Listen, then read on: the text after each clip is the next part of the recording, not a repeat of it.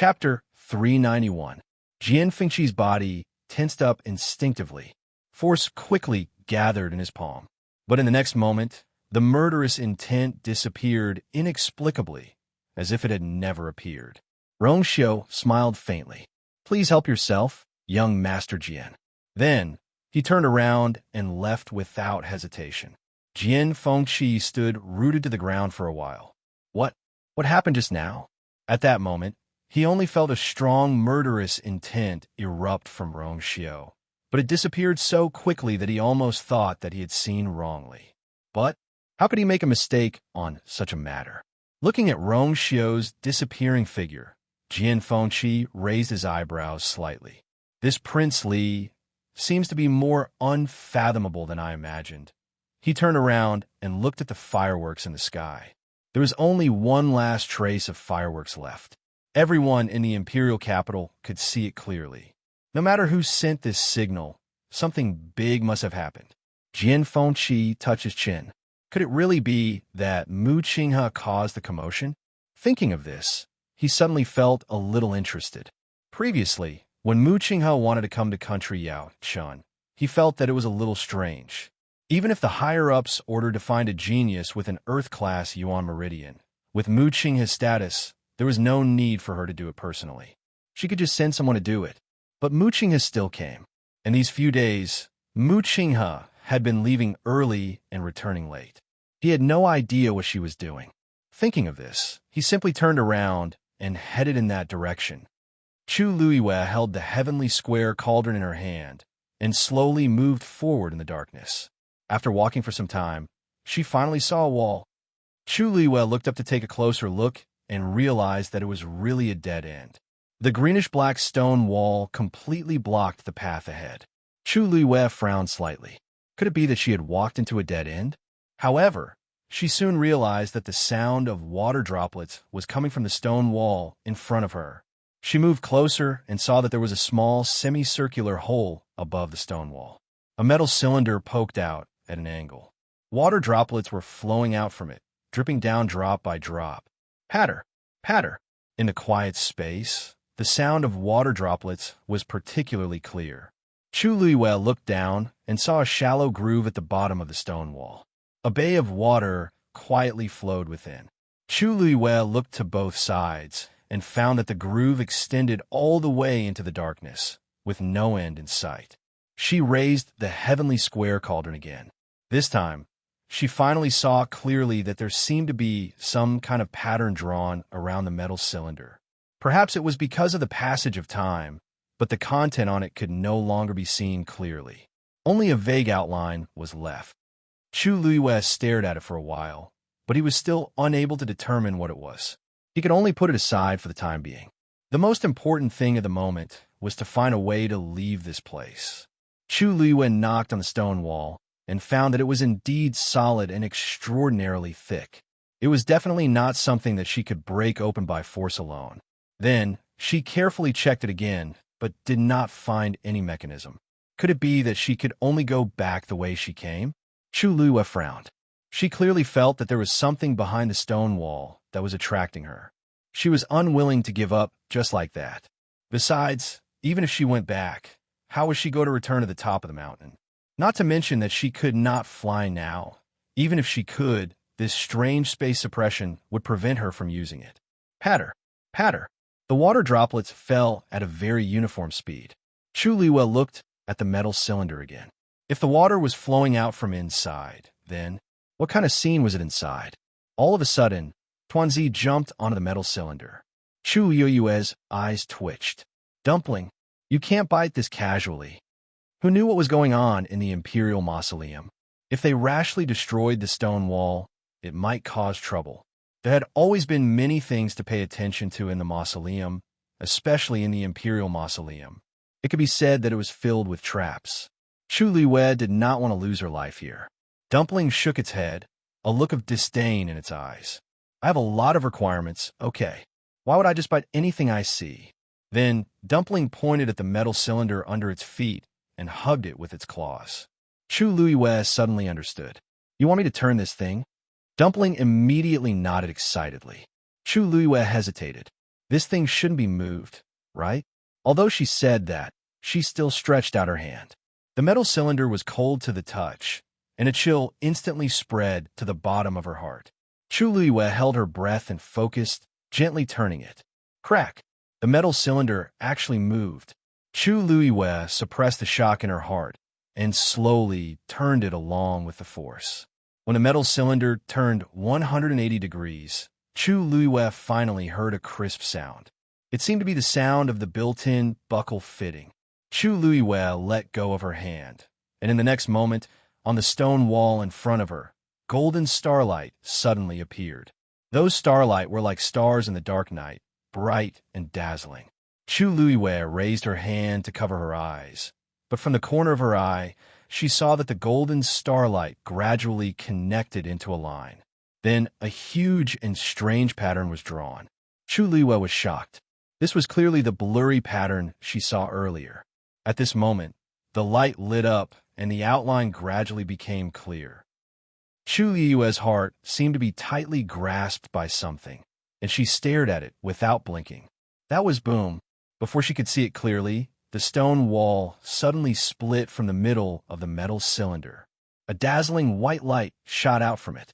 Chu Luiyue's eyes instantly turned white. Dumpling jumped back on her shoulder and grabbed her clothes tightly. After a while, the surrounding movements gradually quieted down. Chu Luiyue also gradually adapted to the white light, and she focused her eyes to look inside. When she saw the scene in front of her, she finally couldn't help but gasp. He saw a wide river flickering with silver light flowing through the sky. The starlight in the river shone brightly, illuminating the entire space.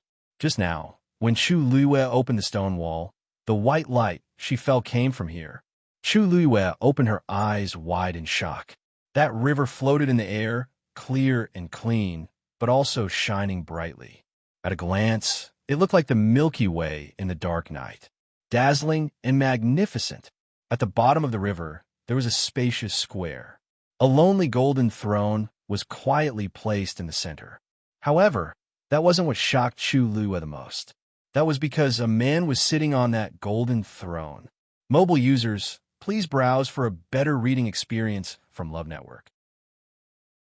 Chapter 392. There is actually someone in the Imperial Mausoleum that had been sealed for thousands of years. Chu Luiyue was shocked. At the same time, she quickly sized up the man. After seeing him clearly, she realized that something was wrong. This man did not seem to be a living person. He was tall and wore a black robe with golden dragon patterns embroidered on his chest and cuffs. He looked noble and dignified. At a glance, this man was about 40 years old, but he was elegant and had an outstanding temperament. It could still be seen that when he was young, he must have been a rare handsome man. It was just that his eye sockets were actually pure black. Chu Luiyue could not help but stare at those eyes. They were two dark vortexes. On the surface, they looked calm and peaceful, but in the depths, one could see the changes of life and death and the disappearance of stars. "Who are you?" The man looked at Chu Luiyue and slowly asked in a deep voice. Chu Luiyue's mind suddenly became drowsy. Waves of fatigue surged up, and her entire mind seemed to relax. "Chu Luiyue," she replied in a low voice. The large space suddenly quieted down. After a moment, the man asked again, "No, you're not Chu Luiyue." His voice seemed to carry some kind of indescribable power. It fell heavily in her ears and reached the bottom of her heart. Chu Luiyue shook her head. Her voice was firm. "I am Chu Luiyue." This body, this appearance, if she was not Chu Luiyue, who was she? The man suddenly laughed, as if he had heard a joke.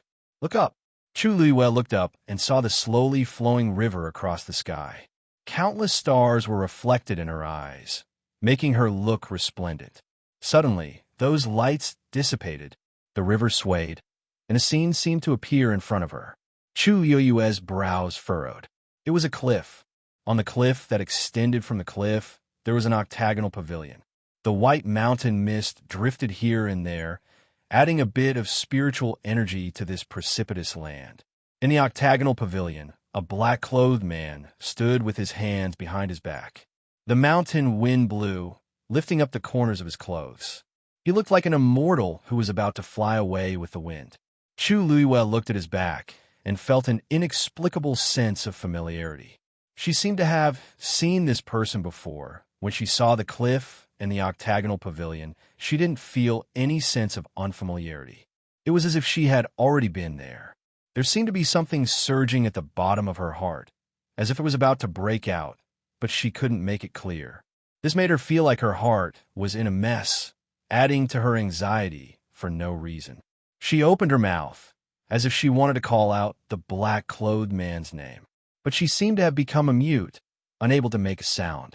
There seemed to be a ball of fire burning in the bottom of her heart, making her extremely anxious. You! Chu Luiwe anxiously wanted to speak, but just as he managed to spit out a word, he saw the black-clothed man suddenly turn sideways. Chu Luiwe suddenly paused and stared intently. However, just as she was about to see the man's face, she suddenly felt a sharp pain in her hand. Chu Luiwe was jolted awake. Looking down, she realized that Dumpling had bitten her hand hard. Dark red blood gradually seeped out of the wound, waking her up completely. What happened to her just now? She actually fell into the other party's dangerous situation so easily. Dumpling, thank you. Just now, Chu Luiwe said softly but suddenly stopped. Almost what? Why was she rejoicing in the depths of her heart? This feeling rarely appeared to her. Usually, she would only feel this way when she was trying to avoid making a big mistake. But in that situation just now, although her mental defenses were almost broken, it didn't seem to have anything to do with her biggest secret. Why did she have the illusion that she had survived a disaster? Chu Luiwe looked up again. The suspended river had returned to its original state, and the scene on it had completely disappeared, as if it had never appeared, including that cliff, that octagonal pavilion, and that man. Chu Luiwe pursed her lips. She was so eager to see the man's appearance. This had never happened before. She suppressed the waves in her heart, clenched her fists, and looked at the man on the throne. Do you think that you can trap me with such an illusion? The black-clothed man's face revealed a meaningful smile. Do you think that was an illusion? Chu Luiwe's heart sank. All the scenes that appeared in the weak water came from your memory. Whatever you are thinking, it will naturally reflect what you are thinking. A low and slow voice sounded, and every word was like a clap of thunder. Chu Luiwe's body tensed up. If that was the case, the scene she saw just now was real. But in her past life and present life, there was no such scene in the memory of her two lives. I don't even know your identity. How can I believe what you say? Chu Luiwe sneered. I can be sure that I have never seen that scene. Your method of lying is a little too clumsy. Oh, are you really sure? The man seemed unmoved and calmly continued to ask.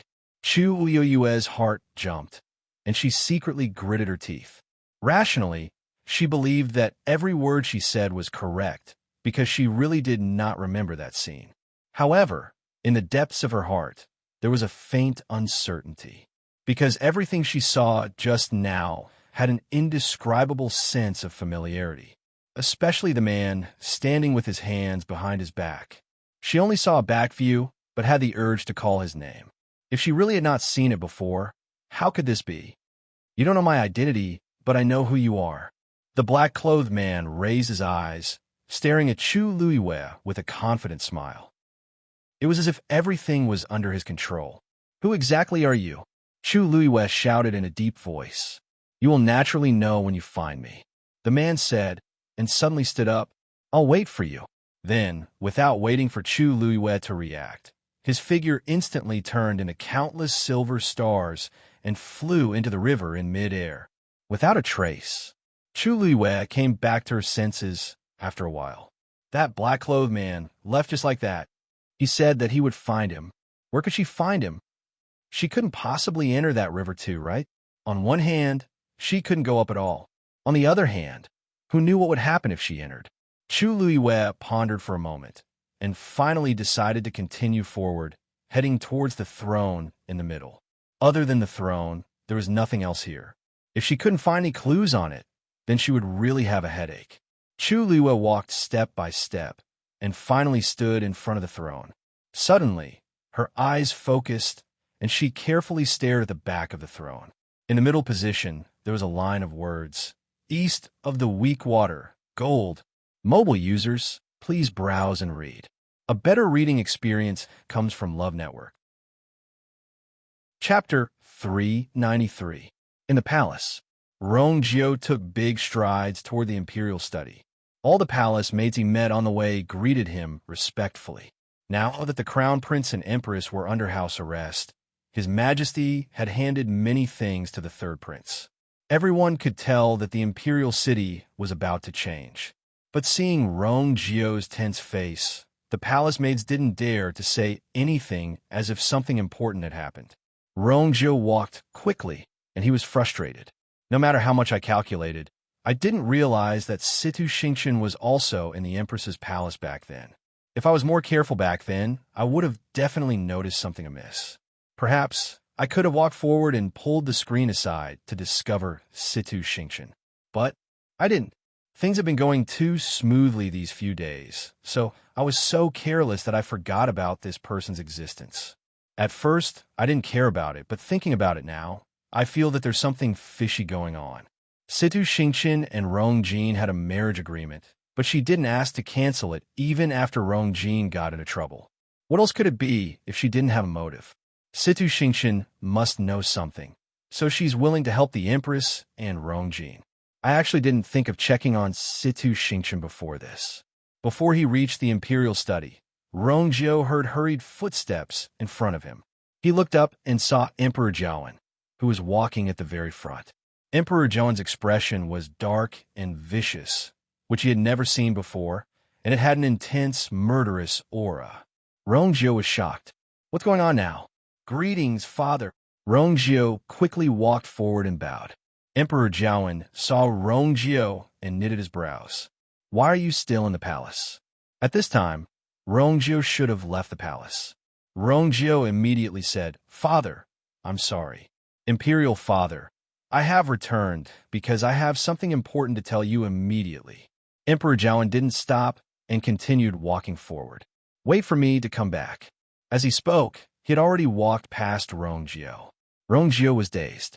What's going on? Father, I really have something urgent. Third prince, you should wait first. Eunuch Min walked to Rongjio's side, waved his horsetail whisk, and persuaded him. Can't you see how anxious His Majesty is right now? In short, His Majesty is definitely not in the mood to listen to what you have to say. Please wait patiently for now. Rongjio asked suspiciously. Eunuch Min, please give me some pointers. This Imperial father seems to be in a hurry. What exactly is he going to do? You still don't know. Eunuch Min blurted out in shock. He quickly looked around, pointed to the sky, and said in a low voice, That's right. You didn't see the commotion just now? Rongjio was dazed for a moment before he understood. That's news from the Imperial Mausoleum. How could His Majesty not be anxious? Eunuch Min slapped his thigh. This old servant has to leave now. Your Highness, you should do as you see fit. Eunuch Min then immediately chased after Emperor Jiawen. Rongjio stood rooted to the ground as his heart stirred. After his conversation with Chu Xianmin, he was filled with shock, anger, and regret. He didn't have time to think before he returned to the palace. When he walked on the road, he also noticed the gigantic firework. Of course, he knew that it was used to send messages, but he didn't realize that it was a warning from the Imperial Mausoleum because all his attention was on Situ Xingqian. This meant that something had happened to the Imperial Mausoleum. Even though Rongjio wasn't in the Imperial City most of the time, he knew that Golden Inheritance Peak, where the Imperial Mausoleum was, had always been heavily guarded. Now that they suddenly received this news, they must have met with big trouble. It would be strange if Emperor Jiawen wasn't anxious. Just as Rongjio was thinking about whether he should go back to the Empress's palace to take a look and confirm if Situ Xingqian had gone there, Emperor Jiawen, who had just left, was stopped by someone again. This time, the person who came was a guard in armor. He rushed all the way here with a panicked expression as he directly knelt in front of Emperor Jiawen and miserably shouted, Your Highness, Your Majesty, bad news. Emperor Jiawen felt that his head was heavily hammered, and his head hurt. Bad news. Something has happened to the Imperial Mausoleum. What could be worse than this? Speak, hollered Emperor Jiawen as he was forced to stand still. That guard knelt on the floor, and his body shivered. Your Majesty, Her Majesty. Her Majesty has passed away. The surroundings suddenly fell into dead silence. Emperor Jiawen's expression froze. Upon hearing this, Rongjiu looked up and saw that the guard was indeed the person in charge of guarding the Empress's palace. Did he just say that the Empress has passed away? An ominous feeling surged in Rongjiu's heart. He hurriedly walked to that guard's side. What did you just say? Say it again. That guard was shocked by his sudden questioning as he shivered and said with a trembling voice, Her Majesty, Her Majesty, Her Majesty killed herself? Useless. Emperor Jiawen finally reacted as he harshly kicked that guard's heart. Didn't I say that no matter what, I have to take good care of the Empress? It wouldn't be enough even if the Empress died 1,000 times for what she did. However, he still had many things that he hadn't asked clearly. Now that she suddenly died, what should he do next? You, what exactly did you do? That guard endured the pain as he fearfully said, Your Majesty, we've been guarding outside the palace. Your Majesty, we've been standing guard outside, and we'll go in to check every hour. But Her Majesty actually hit the wall for some reason. When we heard the commotion, Her Majesty was already... Actually, we're also very wronged. The Empress has been in the same state for the past few days. Even if she's going through excruciating torture, she's still holding on. Who would have thought that she would suddenly kill herself? She was determined, and she hit the wall very harshly. Her face and head were all covered in blood, and her skull was about to split open. How could we have predicted this? Emperor Jiawen was already anxious because of what happened to the Imperial Mausoleum. Now that he heard this news, he felt the blood in his chest rumble as he spat out a mouthful of blood. Your Majesty, Father. Eunuch Min and Rongjiu immediately gasped.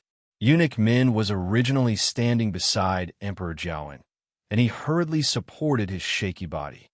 Your Majesty, you must take care of your body. Under the contrast of the blood at the corner of his lips, Emperor Jiawen's face looked even paler. He stared at that guard with a deadly gaze and enunciated every word clearly. Who went to the Empress's palace today? I'm certain that the Empress didn't suddenly commit suicide. There must be a deeper reason behind this. A thought suddenly flashed across Rongjiu's mind. Could it be Situ Xingqian? That guard's voice trembled. Why, Your Majesty? Today, only the third prince went to the Empress's palace alone. Rongjiu was shocked. He suddenly turned to look at that guard. Mobile users, please browse and read.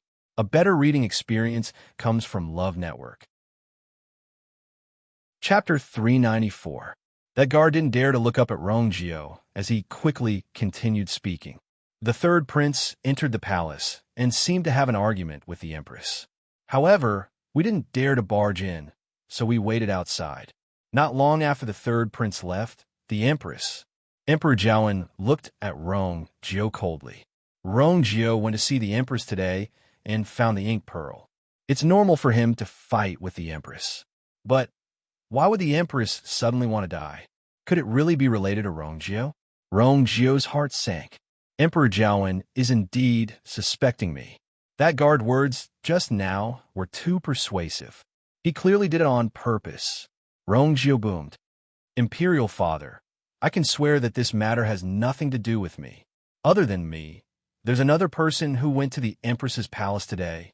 Emperor Jiawen immediately asked, Who? Rongjiu took a deep breath in. Situ Xingqian. Surprise flashed across Emperor Jiawen's eyes. Situ Xingqian? Why is she here? Emperor Jiawen immediately looked at that guard. Did Situ Xingqian go to the Empress's palace today? The guard shook his head. Nope. His expression was sincere, and he didn't look like he was lying.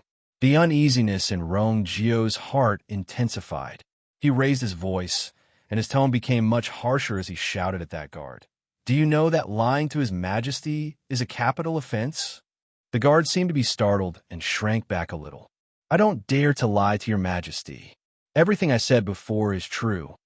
Rongzhou felt suffocated. When he entered the Empress's palace, he didn't ask if anyone else came. Back then, he didn't discover Situ Xingqian in time. Now that the Empress is dead, Situ Xingqian must have left. If this guard insists, no, that group of guards all say the same thing, then I can't find any evidence to prove that Situ Xingqian was there. Suddenly, he thought of something. Father, you can send someone to check the palace entrance records. Situ Xingqian must have come to the palace today. Emperor Jiawen looked at eunuch Min. Immediately send someone to check. Yes. Then, Emperor Jiawen took a deep breath. Lock down the Empress's palace immediately. No one is allowed to come near except for me. Also seal off the news. If this gets out, he didn't finish his words, but the thread in his eyes was clear. Then, Emperor Jiawen turned around and planned to head to the Imperial Mausoleum. After taking 2 steps, his body swayed, and he almost fell. Eunuch Min quickly caught her and couldn't help but say, "Your Majesty, why don't you rest in the palace for a while? Your current body." Emperor Jiawen shook his head, clenched his teeth, and walked forward. What kind of place was the Imperial Mausoleum? That was the burial ground of country Yao Qin's ancestors. If something really happened that could not be salvaged, then he would become a sinner for all eternity. For so many years, the Imperial Mausoleum had never had any abnormalities.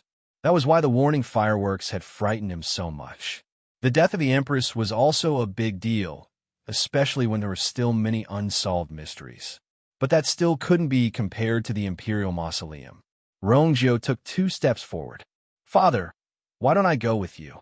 Emperor Jiawen rejected him without even turning his head. "No need. Go back and stay there. Put down the things in your hands first. When I come back, I'll settle it." "Father," Rongzhou still wanted to defend himself, but Emperor Jiawen clearly didn't want to hear it. Eunuch Min shot Rongzhou a look, telling him not to anger his majesty at this time. Helpless, Rongzhou could only stop in his tracks and watch as Emperor Jiawen's figure disappeared in front of him. He could still vaguely hear Emperor Jiawen and Eunuch Min's conversation. "Have you informed Elder Yi?" "Don't worry, Your Majesty. Elder Yi has already received the news, and I believe he's already heading to the Imperial Mausoleum. With Elder Yi around, you don't have to be too worried." The voice gradually became softer until it couldn't be heard. Rongzhou slowly clenched his fists in his sleeves as he turned to look at that guard. A murderous intent that was filled with a thick blood aura enveloped the guard. Third Prince, please calm down." That guard clearly sensed the danger as he immediately knelt down and begged for mercy. "Calm down?" Rongzhou's lips curved up into a mocking smile. "You framed me to this extent, and you still dare to ask I to calm down? Speak. Who told you to say this?" That guard didn't admit it. "Third Prince, I didn't lie, and I didn't frame you. You've really misunderstood." "Misunderstood?" Then, Situ Xingqian going to the Empress's palace today was also a misunderstanding. Seeing that Rongzhou's aura was getting scarier, that guard guiltily shifted his gaze away and said very softly, "Third Prince, I've already said it several times. Your Highness, this humble one has already said it many times. Today, other than you, no one else has entered the Empress Palace. Why don't you believe me? His Majesty has already ordered for a thorough investigation. If you don't believe me, you can personally ask around and see if anyone in the palace saw eldest Princess Situ enter the palace today. Won't everything be clear then?" Hearing this, Rongzhou suddenly reacted. No, since he dared to deny it in front of everyone and even dared to take the initiative to ask someone to investigate, it must be because he made sufficient preparations. Or perhaps the other party dug a hole for me to jump into. Rongzhou's heart was filled with deep hatred and hatred. I didn't expect Situ Xingqian's methods to be so terrifying. Perhaps even the Empress's death has something to do with her.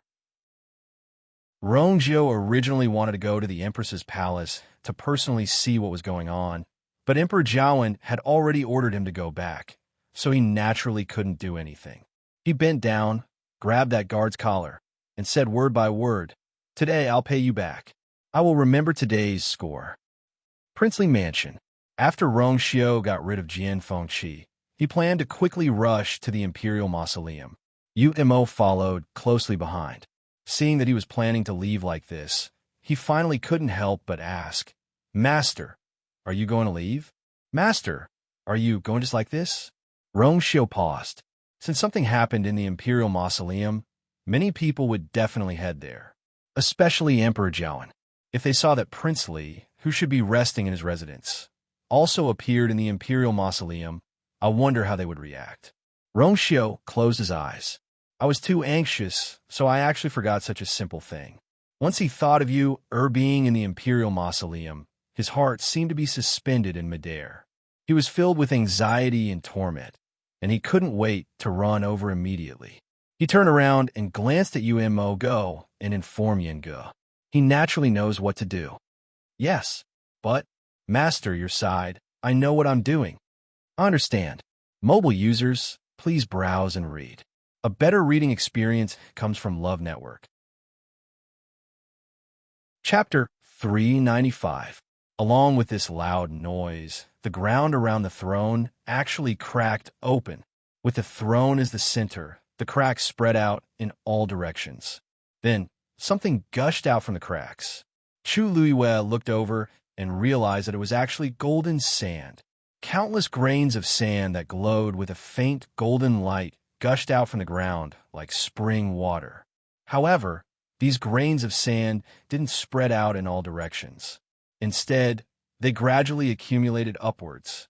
Chu Luiyue realized that those weren't real grains of sand, but crystal fragments. Those tiny crystal fragments gradually gathered together and formed a strange pentagonal crystal that was the size of a fingernail. And these pentagonal crystals were connected to each other and accumulated layer by layer. The thin crystals weren't all tightly connected. On the contrary, most of them were spaced apart, as if they were formed according to some strange law. Soon, a golden fence-like crystal wall appeared in front of Chu Luiyue. Not only this one, the same scene was playing out in the cracks at the side. Chu Luiyue knew that she couldn't continue to sit and wait for death.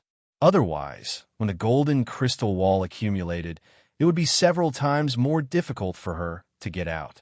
She immediately stood up, intending to leave the throne.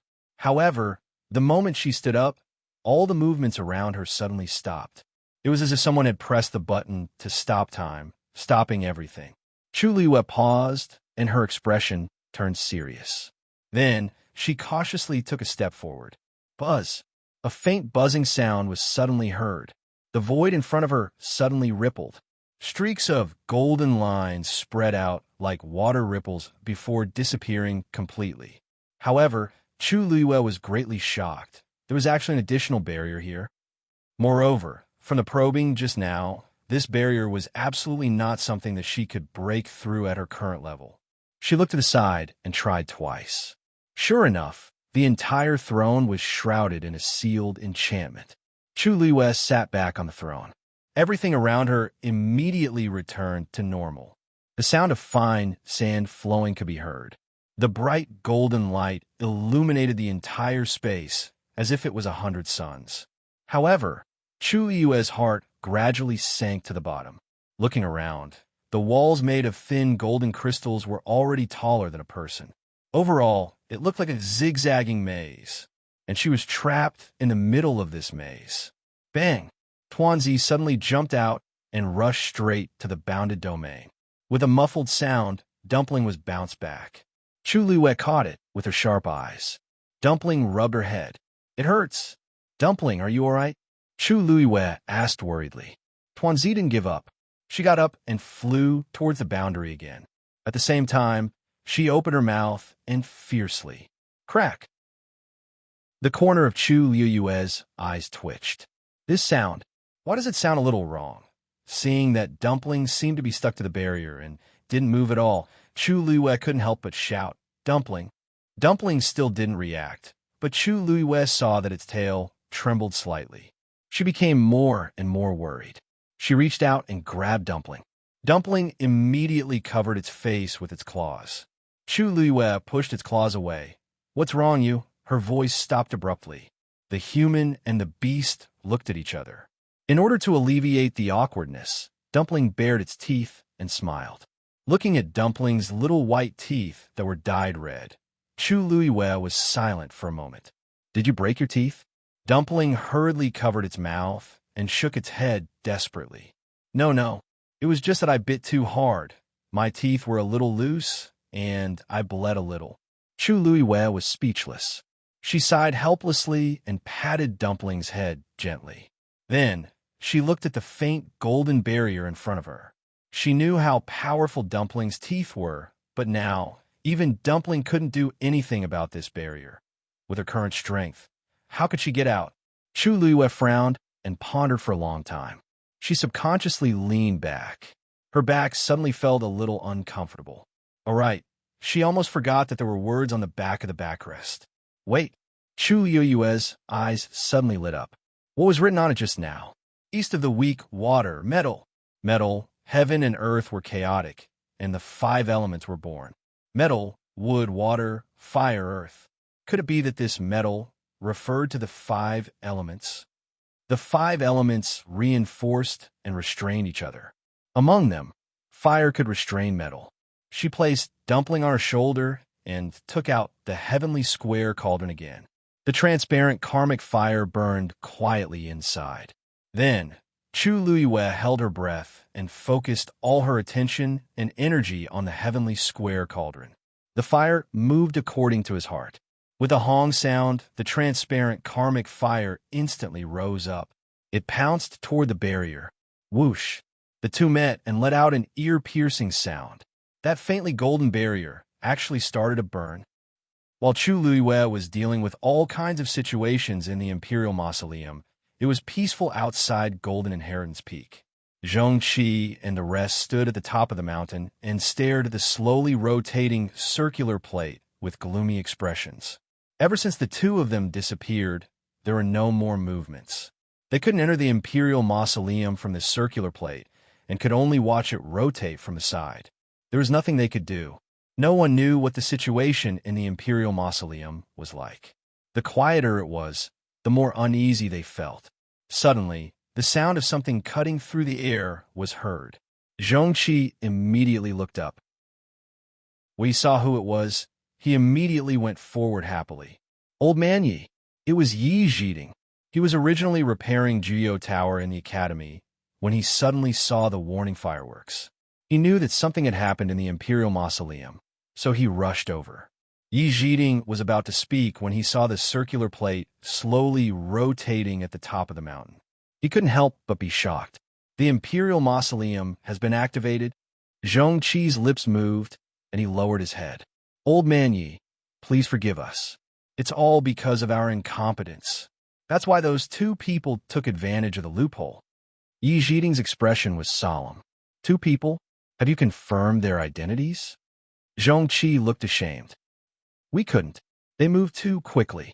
By the time we discovered them, they were already at the top of the mountain and had directly activated the Imperial Mausoleum. We didn't have time. Yi Zhiding was even more confused. How is this possible? Golden Inheritance Peak's barrier can't be opened without the key. How did they enter silently? Zhongqi and the rest fell silent. Yi Zhiding suddenly paused. Could it be that those 2 people have the key to Golden Inheritance Peak's barrier? But there's only one key, and it's always been in His Majesty's hands. Someone stole His Majesty's key. Digression. The chapter number is wrong. Mobile users, please browse and read. A better reading experience comes from AI. Net. Chapter 396. In the palace, Rongjio strode quickly towards the imperial study. Along the way, the palace servants greeted him respectfully. Now that the crown prince and the empress were under house arrest, His Majesty had delegated many tasks to His Royal Highness. Everyone could see that the situation in the capital was about to change. However, when they saw Rongjio's tense expression, they did not dare to say anything. Rongjio walked quickly, his heart full of regret. Despite all his calculations, he did not notice that Situ Xingqian was also in the Empress's palace at that time. If he had been more careful at that time, he would definitely have noticed that something was wrong. Or, if he had taken a step forward and pulled open the screen, he would have found Situ Xingqian. However, he did not. Things had been progressing too smoothly in the past few days, so much so that he had forgotten about the existence of this person. At first, he did not pay much attention to it, but now that he thought about it, he felt that there was a mystery everywhere. Situ Xingqian and Rong Jin were engaged, and even after Rong Jin's accident, he did not ask to cancel the engagement. If this was not a conspiracy, then what was it? Situ Xingqian must know something, and that was why he was willing to help the Empress and Rong Jin. Before this, he had not thought of investigating Situ Xingqian. Before he reached the Imperial study, Rong Jio suddenly heard a sudden rush of footsteps in front of him. He looked up and saw Emperor Jiawen walking at the front. Emperor Jiawen's expression was gloomy and fierce like he had never seen before, with a strong murderous aura. Rong Jio was shocked. What had happened this time? Greetings, father. Rong Jio quickly stepped forward and bowed. When Emperor Jiawen saw Rong Jio, he frowned. Why are you still in the palace? At this time, Rong Jio should have already left the palace. Rong Jio immediately said, Father, I have returned because I have something important to tell you immediately. Emperor Jiawen did not stop and continued to walk forward. Whatever it is, wait for me to come back. As he spoke, he had already passed by Rong Jio. Rong Jio was stunned. What was going on? Father, I really have an urgent matter. Oh, Your Highness, please wait for a while. Eunuch Min walked to Rong Jio and waved the horsetail whisk in his hand, trying to persuade her. Don't you see how anxious His Majesty is? Anyway, His Majesty is definitely not in the mood to listen to what you have to say. Please wait patiently for the time being. Rong Jio asked suspiciously, Eunuch Min, please enlighten me. This father seems to be in a hurry. What is he going to do? You still don't know? Eunuch Min blurted out in shock. He quickly looked around, pointed to the sky, and said in a low voice, That's right. He lowered his voice and said, Didn't you see that movement just now? Rong Jio was stunned for a moment and then understood.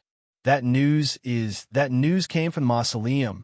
How could His Majesty not be anxious? Eunuch Min slapped his thigh.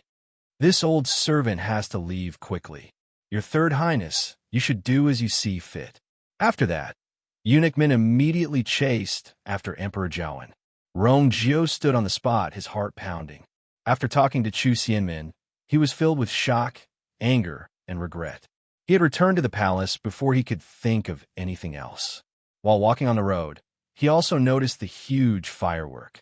Of course, he knew that it was used to send a message, but because he was so focused on Situ Xingqian, he did not realize that it was a warning from the direction of the mausoleum.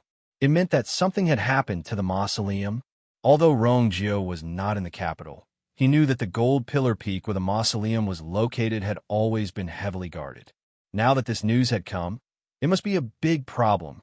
It would be strange if Emperor Jiawen was not anxious. Just as Rong Jio was pondering whether he should go back to the Emperor's palace to check if Situ Xingqian had been there, Emperor Jiawen, who had just left, was intercepted again. This time, the person who came was an armored guard.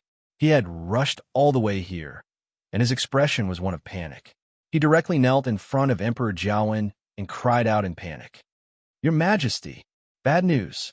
Emperor Jiawen felt as if his head had been hit by a heavy hammer. His head was hurting. Bad news. Something had happened to the mausoleum. What could be worse than this? Speak. Zenith Emperor was forced to stand still and shouted in a deep voice. The guard knelt on the ground, his body shivering. Your Majesty, the Empress is dead. Suddenly, there was a dead silence. Emperor Jiawen's expression suddenly froze. Rong Jio heard the voice and looked up. He saw that the guard was indeed the one in charge of guarding the Emperor's palace. Did he just say the Empress was dead? An ominous premonition surged in Rong Jio's heart. He strode quickly to the side of the guard. What did you just say? Say it again. The guard was startled by his sudden question. He shrank back a little before replying in a trembling voice. I'm sorry, but I'm sorry. The Empress killed herself. Useless. Emperor Gyrwin finally reacted and viciously kicked the guard in the chest. Didn't I say that no matter what, we must keep an eye on the Empress? The Empress deserved to die 1,000 times for what she had done. However, there were still many things that he had not clarified. She had suddenly died. What should he do next? You, what the hell did you do? The guard endured the pain and said in a trembling voice, Your Majesty, we've been standing guard outside, and we'll go in every hour to check it out. But, the Empress actually hit her head against the wall. When we heard the noise, the Empress was already.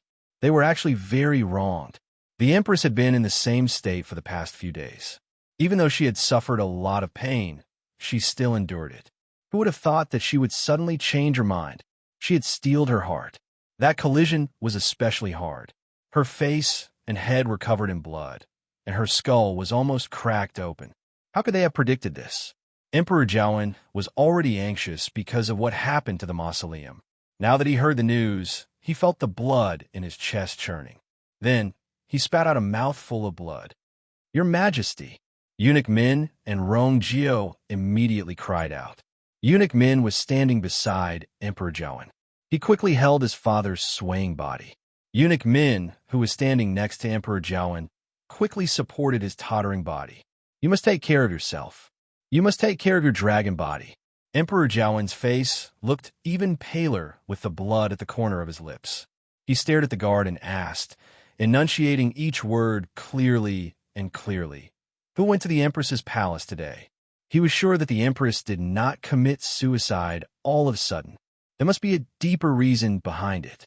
A thought flashed across Rong Jio's mind. Could it be Situ Xingqian? The guard's voice trembled.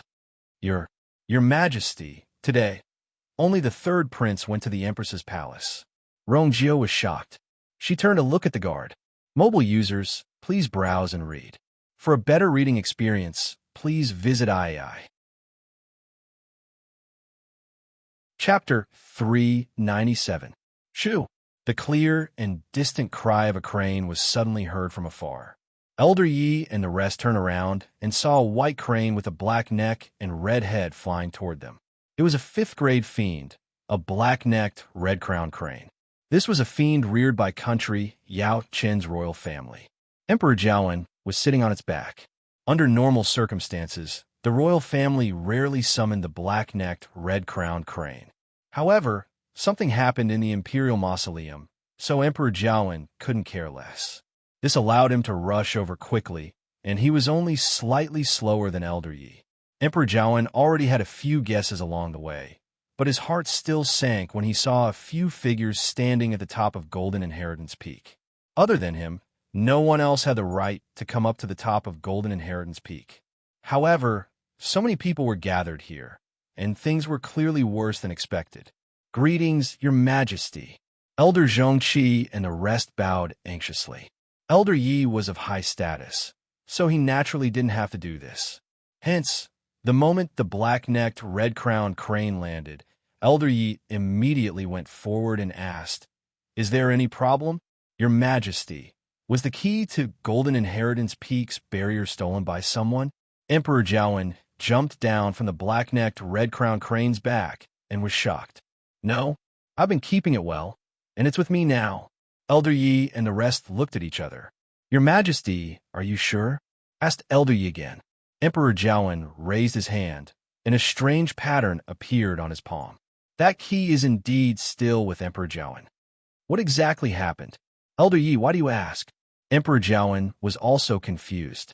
Elder Yi said solemnly, 2 secret doors were opened. 2 people secretly opened the barrier of Golden Inheritance Peak and opened the Imperial Mausoleum. They have already entered. The entire process was very secretive, and Zhongqi and the rest only realized that something was amiss when they reached the peak. Hence, we suspect that they stole His Majesty's key. However, that doesn't seem to be the case now. There was too much information in this sentence, and Emperor Gyrwin was dazed as his voice trembled. What? The Imperial Mausoleum has been opened. Before he could finish his sentence, he glanced from the corner of his eye and finally saw the slowly spinning circular plate not far away. Just now, he had rushed over in a hurry and didn't see it. Emperor Jiawen's chest seemed to be blocked by something, and he felt so stifled that he couldn't breathe. Country Yao Qin's Imperial Mausoleum had existed for thousands of years and would only open when the previous emperor passed away. But now, it had been opened all of a sudden. Who? Who is it? Emperor Jiawen's face turned green, and the veins on his forehead bulged. Elder Zhongqi and the others immediately knelt down. Your Majesty, please calm down. We didn't see the appearance of those two people. Your subordinates are incompetent. Please punish us, Your Majesty. Emperor Jiawen took a deep breath in and suppressed the anger in his heart with much difficulty. Since it had already happened, what was the point of punishing him now? Go and find him immediately. We must find these two people. Elder Zhongqi and the others broke out in cold sweat. Mr. Yi sighed and helped to explain. Your Majesty, the Imperial Mausoleum has been opened. Ordinary people are unable to enter. I'm afraid you'll have to do it yourself before we can enter. Emperor Jiawen rubbed his glabella.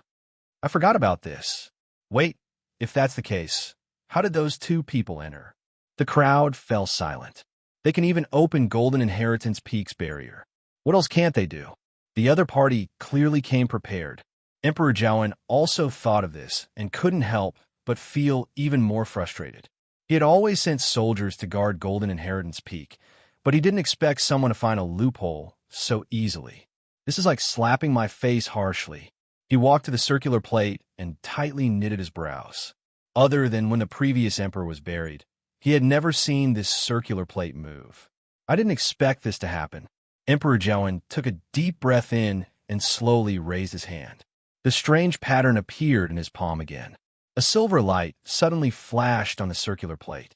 But very quickly, the light suddenly disappeared. Emperor Jiawen's expression changed. I can't open the Imperial Mausoleum anymore.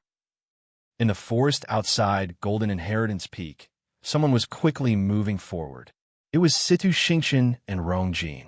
Rongjin looked up and took a deep breath before he said, I'm sorry. Golden Inheritance Peak is in front. Situ Xingqian followed his gaze and looked over. Golden Inheritance Peak was still the most eye-catching one in this undulating mountain range. It was steep and had a majestic aura. Even though they were still a distance away, they could already feel the frightening suppression. She clenched her fists in her sleeves. It turns out that the barrier outside Golden Inheritance Peak is actually this strong. This is going to be troublesome. Just as she was about to continue forward, Rongjin suddenly called out to her. Xingqian, hold on. Situ Xingqian turned around and saw Rongjin staring at Golden Inheritance Peak with a stern face. If you continue forward, you'll reach the periphery of Golden Inheritance Peak. You can't go any further. Situ Xingqian didn't understand what he meant, and her eyes were filled with confusion. Rongjin explained, there's a lot of guards there. There are usually many guards guarding that place. Now that something has happened to the Imperial Mausoleum, they must have sent more people. Perhaps Imperial Father had already arrived. Under such circumstances, you'll definitely be discovered if you go. For your safety, just wait for me here. Situ Xingqian was stunned by his words. I tried my best to help Rongjin escape from Crown Prince Mansion and covered him all the way here. In the end, he actually wants me to stop here and wait for him? How can this be? Situ Xingqian forced a smile. Your Highness, don't worry. I won't cause you any trouble. The situation in front is unknown, and it might be dangerous for you to go alone. I'll go with you. Rongjin looked hesitant. Situ Xingqian teased him softly. Your Highness, are you worried that I'll harm you when we reach there? Of course not. Rongjin immediately retorted, but his gaze wavered as if he was guilty. I am just worried that we'll cause unnecessary trouble if we go together. After all, I'm still the Crown Prince. It's normal for me to come here when something happened to the Imperial Mausoleum. But you, Xingqian, we haven't gotten married yet. If you're discovered, I'm afraid it won't be good. Situ Xingqian sneered in her heart. Rongjin's words are so dignified. He couldn't have forgotten that he was still under house arrest in the Crown Prince's residence, right? If he's discovered, he won't be any better than me. I just want to go there alone. Rong Jin felt that Situ Xingqian's gaze seemed to see through everything, which made him uncomfortable. But the next moment, Situ Xingqian still said, "Then, I'll wait here for you, Your Highness." Rong Jin looked up and saw that Situ Xingqian still had a light smile on her face, as if she didn't notice anything. He heaved a sigh of relief and smiled. "I'll be back soon." Then he left in big strides. Situ Xingqian looked at his back view and chuckled softly. Does he want to burn the bridge after crossing it and take everything for himself? How can there be such a good thing? Mobile users, please browse and read. A better reading experience comes from Love Network. Chapter 398. "You can come out. He's already left," said Situ Xingqian softly. Not far behind her, a ripple appeared in the air, and an elder walked out. It was Elder Lian Ning. I really don't know how Rong Jin managed to sit on the crown prince's seat for so many years. Elder Lian Ning's tone was sarcastic. Does he really think that he can enter the Imperial Mausoleum with his own abilities and get what he wants? After all, he's heaven's chosen son, so he must be different from others, said Situ Xingqian lightly. Elder Lian Ning glanced at her and smiled. It seems like you don't think much of Rong Jin's identity, Your Highness. Of course not. I just don't think much of Rong Jin. So what if he's heaven's chosen son? Rong Jin might not have the luck to succeed. Elder Lian Ning turned around and looked in the direction that Rong Jin disappeared in as he said in deep thought, "You're right. I really don't know how someone like Rong Jin is heaven's chosen son." Situ Xingqian's lips curved up coldly. If she didn't personally hear the Empress's words and see the scene in Heptagon Alley, she wouldn't believe it either. Even though Rong Jin is useless, am I not already here? Situ Xingqian lifted the strands of hair by her ear, and coldness flashed across her watery eyes. With my help, he naturally doesn't have to worry. Elder Lian Ning bowed. Your Highness, what do you plan to do now? Do you want to stay here and watch, or go to the Imperial Mausoleum? Said Situ Xingqian. Elder Lian Ning nodded. Elder Lian Ning understood his intention and waved his sleeves, causing a white mist to appear and encapsulate the figures of the two cultivators. The next moment, the duo's figures disappeared from the spot. On the other side, Rong Jin had already walked toward Golden Inheritance Peak alone. When he got closer, he quickly realized that the guards here were stricter than usual. I wonder what happened in the Imperial Mausoleum. Rong Jin carefully walked forward as he thought to himself. The surroundings were silent, and the further he walked, the clearer he could hear his own heartbeat. Situ Xingqian's words kept replaying in his mind. In the Imperial tomb, there is a supreme treasure that has been passed down for thousands of years. It was said that the treasure was accidentally obtained by the ancestor of country, Yao Chen, back then. However, because he was unable to completely unravel the secret of the treasure, no one else knew that he had such a treasure in his possession. In the end, he brought it into the Imperial Mausoleum. Only the Emperor of country, Yao Chen, has the right to know about this matter. Her Majesty the Empress didn't know about it first. It was only until a certain year when a miracle appeared on the Golden Inheritance Peak's heavenly worship ceremony did she learn of this matter. Furthermore, she confirmed that Your Highness the Crown Prince is the chosen one and that you are destined to enter the Imperial Mausoleum one day, obtain that treasure, and become its new owner.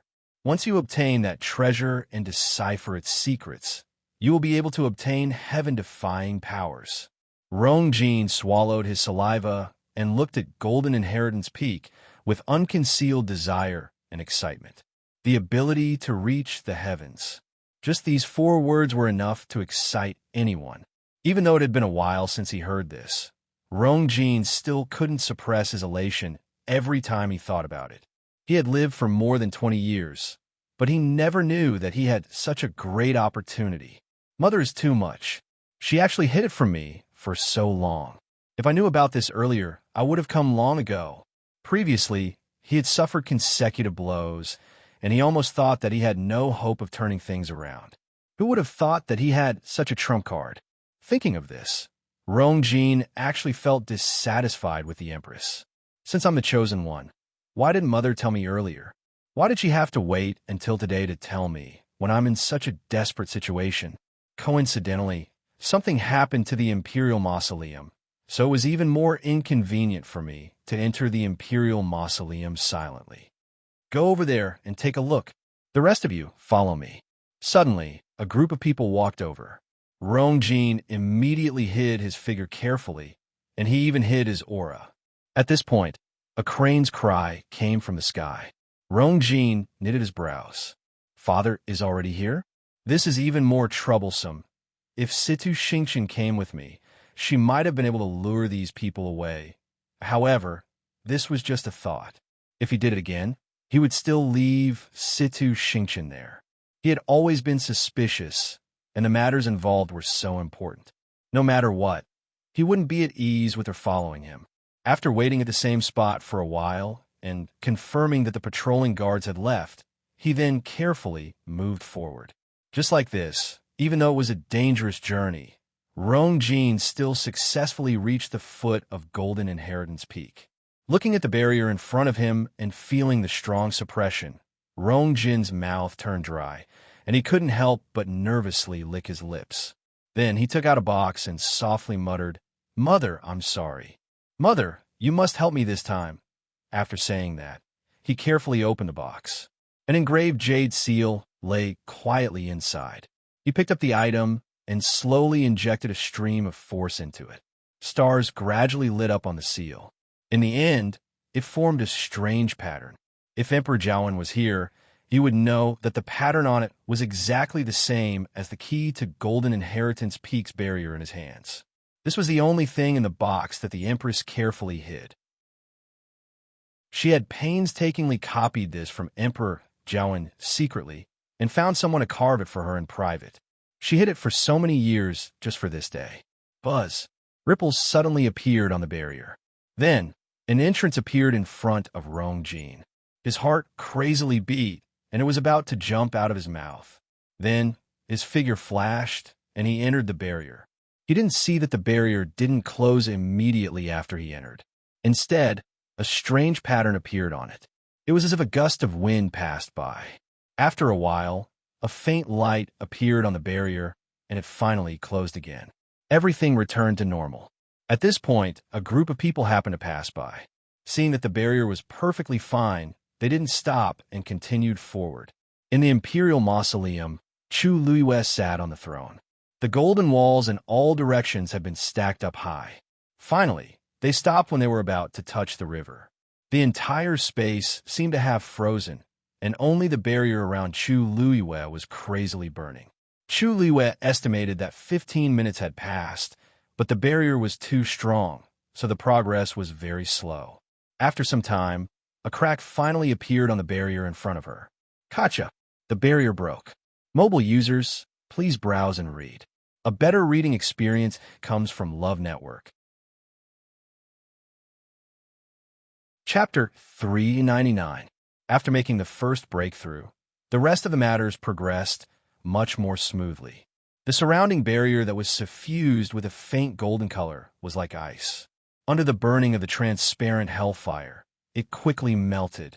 A flame fell and instantly ignited the golden barrier. Whoosh! With a crackling sound, the transparent flame instantly spread out along the ground. In an instant, the entire golden barrier was enveloped by the transparent flame. Chu Luiyue could clearly see that the countless pentagonal crystals accumulated on the barrier were gradually scattering into sand. Gradually, the same thing happened to the other golden barriers. Chu Luiyue was almost as if she was surrounded by endless hellfire. Fortunately, perhaps because the heavenly square cauldron had already recognized her as its master, she did not feel any burning sensation. On the other hand, Dumpling could not take it anymore and hid back again. When the first golden barrier completely disappeared and turned into scattered sand again, Chu Luiyue suddenly felt a strange force flowing into her body along the transparent hellfire. She blinked her eyes in surprise. The golden crystal contains abundant energy. When you use the hellfire to burn it, it is almost equivalent to extracting all the energy from it. The legendary three-eyed eagle suddenly spoke, its tone as cold as ever. But if one listened carefully, one could feel a slight fluctuation of unfairness. It had only followed Chu Luiyue for a short period of time, but it had already seen with its own eyes that she had encountered so many opportunities.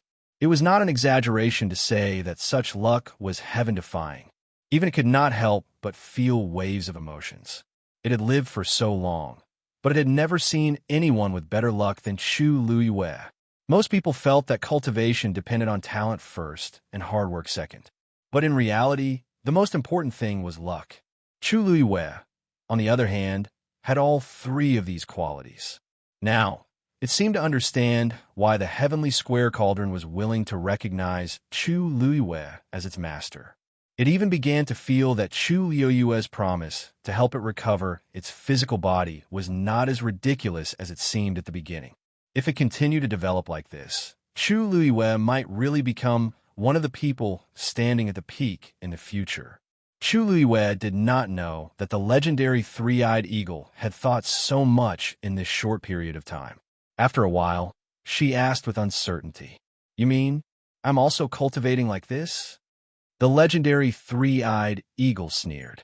"When you cultivate, are you so efficient?" Chu Luiyue, was it praising her luck or saying that her cultivation was slow? But this was not important. What was important was that there were hundreds of golden barriers here. If she burned all of these, wouldn't her strength increase greatly? Ever since she entered the mausoleum, she had been tense. Chu Luiyue clenched her fists and felt the rich force flowing in her body. She couldn't help but smile. Who would have thought that he would stumble upon such a good thing? If she could absorb all these powers, she would definitely, in that case, she should be grateful of the Hellfire Rite. Where is he? Chu Luiyue's expression turned serious. The two of them fell from the round plate together, but she did not see Mu Qing's figure until now. Could he be in trouble now? This thought flashed through Chu Luiyue's mind, but she quickly threw it to the back of her mind. Even if Mu Qinghe was in trouble, it was not her place to worry. With his strength, it should be more than enough to deal with the troubles in the mausoleum. Chu Luiyue shook her head and threw these distracting thoughts away. She sat cross-legged on the throne, held her breath, and began to cultivate. She closed her eyes and placed her hands on her knees. The heavenly square cauldron returned to her dantian. With a thought, she suddenly raised her hand. A transparent karmic fire flew out. Vigorous power surged from the surroundings and entered Chu Luiyue's body. Her entire body felt as if it was soaking in a hot spring, warm and comfortable. The power flowed through her limbs and bones into her dantian, and finally gathered in the water droplet. It looked like a small droplet, but it was like a black hole silently swallowing all the power that flowed in. Gradually, a pattern appeared on the water droplet. Chu Luiyue's heart skipped a beat, and she increased her power. On one hand, she urged the karmic fire to burn, and on the other hand, she absorbed the power contained in it. She did not know if it was an illusion, but she vaguely felt that the karmic fire in the heavenly square cauldron seemed to be burning more vigorously than before. This feeling was very subtle, but soon, Chu Luiyue confirmed her thoughts. The heavenly square cauldron had indeed absorbed the power in the golden fortress. Its overall aura was clearly stronger than before. Even the legendary three-eyed eagle was shocked. How could this be? The heavenly square cauldron is actually absorbing the power here. Chu Luiyue did not know, but it knew. The heavenly square cauldron was a supreme sacred object, and it would not touch ordinary heaven and earth force at all. Therefore, although it had been suppressed for 1,000 years and had been severely damaged, the heavenly square cauldron had never moved, except for one kind of power. But how could there be one here? Chu Luiyue did not know what the legendary three-eyed eagle was thinking, and she thought it was just surprised by this scene. There was a strange connection between her and the heavenly square cauldron, so she knew very well that the heavenly square cauldron looked intact, but in reality, it was not. Now, it seemed to be repairing itself on its own accord. This was naturally a good thing for Chu Luiyue. After confirming this, Chu Luiyue quickly withdrew her thoughts and continued to concentrate on her cultivation. The surrounding golden fortress was constantly melting under the burning of the transparent karmic fire. Piles of scattered golden sand appeared on the ground. The aura on Chu Luiyue's body was also constantly strengthening. After an unknown period of time, Chu Luiyue suddenly felt as if she had touched an invisible barrier. Her heart skipped a beat. That was the sign of breaking through to a stage 3 warrior. At this moment, a second pattern appeared on the water droplet in her dantian. The more it was like this, the calmer Chu Luiyue became. She methodically continued to absorb the power. She knew that she was not the same as ordinary cultivators. With the suppression of the water droplet, it would be more difficult for her to break through to a stage 3 warrior than others. But gradually, Chu Luiyue discovered another problem. The yuan meridian in her body seemed to be unable to withstand the impact of so much power and began to ache faintly. At first, it was only a slight tingling, but it quickly developed into an intense pain all over her body. That frightening power continuously washed over her yuan meridian, almost tearing it apart. Chu Luiyue tried to reduce the influx of power, but to her horror, she found that she could not stop it at all. Mobile users, please browse for a better reading experience from Love Network. Chapter 400. She tried again, but it was to no avail. It was as if a huge sluice gate had been opened, and the flood was pouring down. It was not that easy to close the sluice gate again. That terrifying power was still washing Chu Luiyue's yuan meridian. Following this process, the pain all over her body became more and more intense. Chu Luiyue clenched her teeth, and a trace of blood slowly seeped out from the corner of her mouth. She finally felt a little worried. If this continued, her yuan meridian would not be able to withstand it. It would be injured at best and destroyed at worst. Chu Luiyue did not want her yuan meridian to be damaged again. Legendary Three-Eyed Eagle.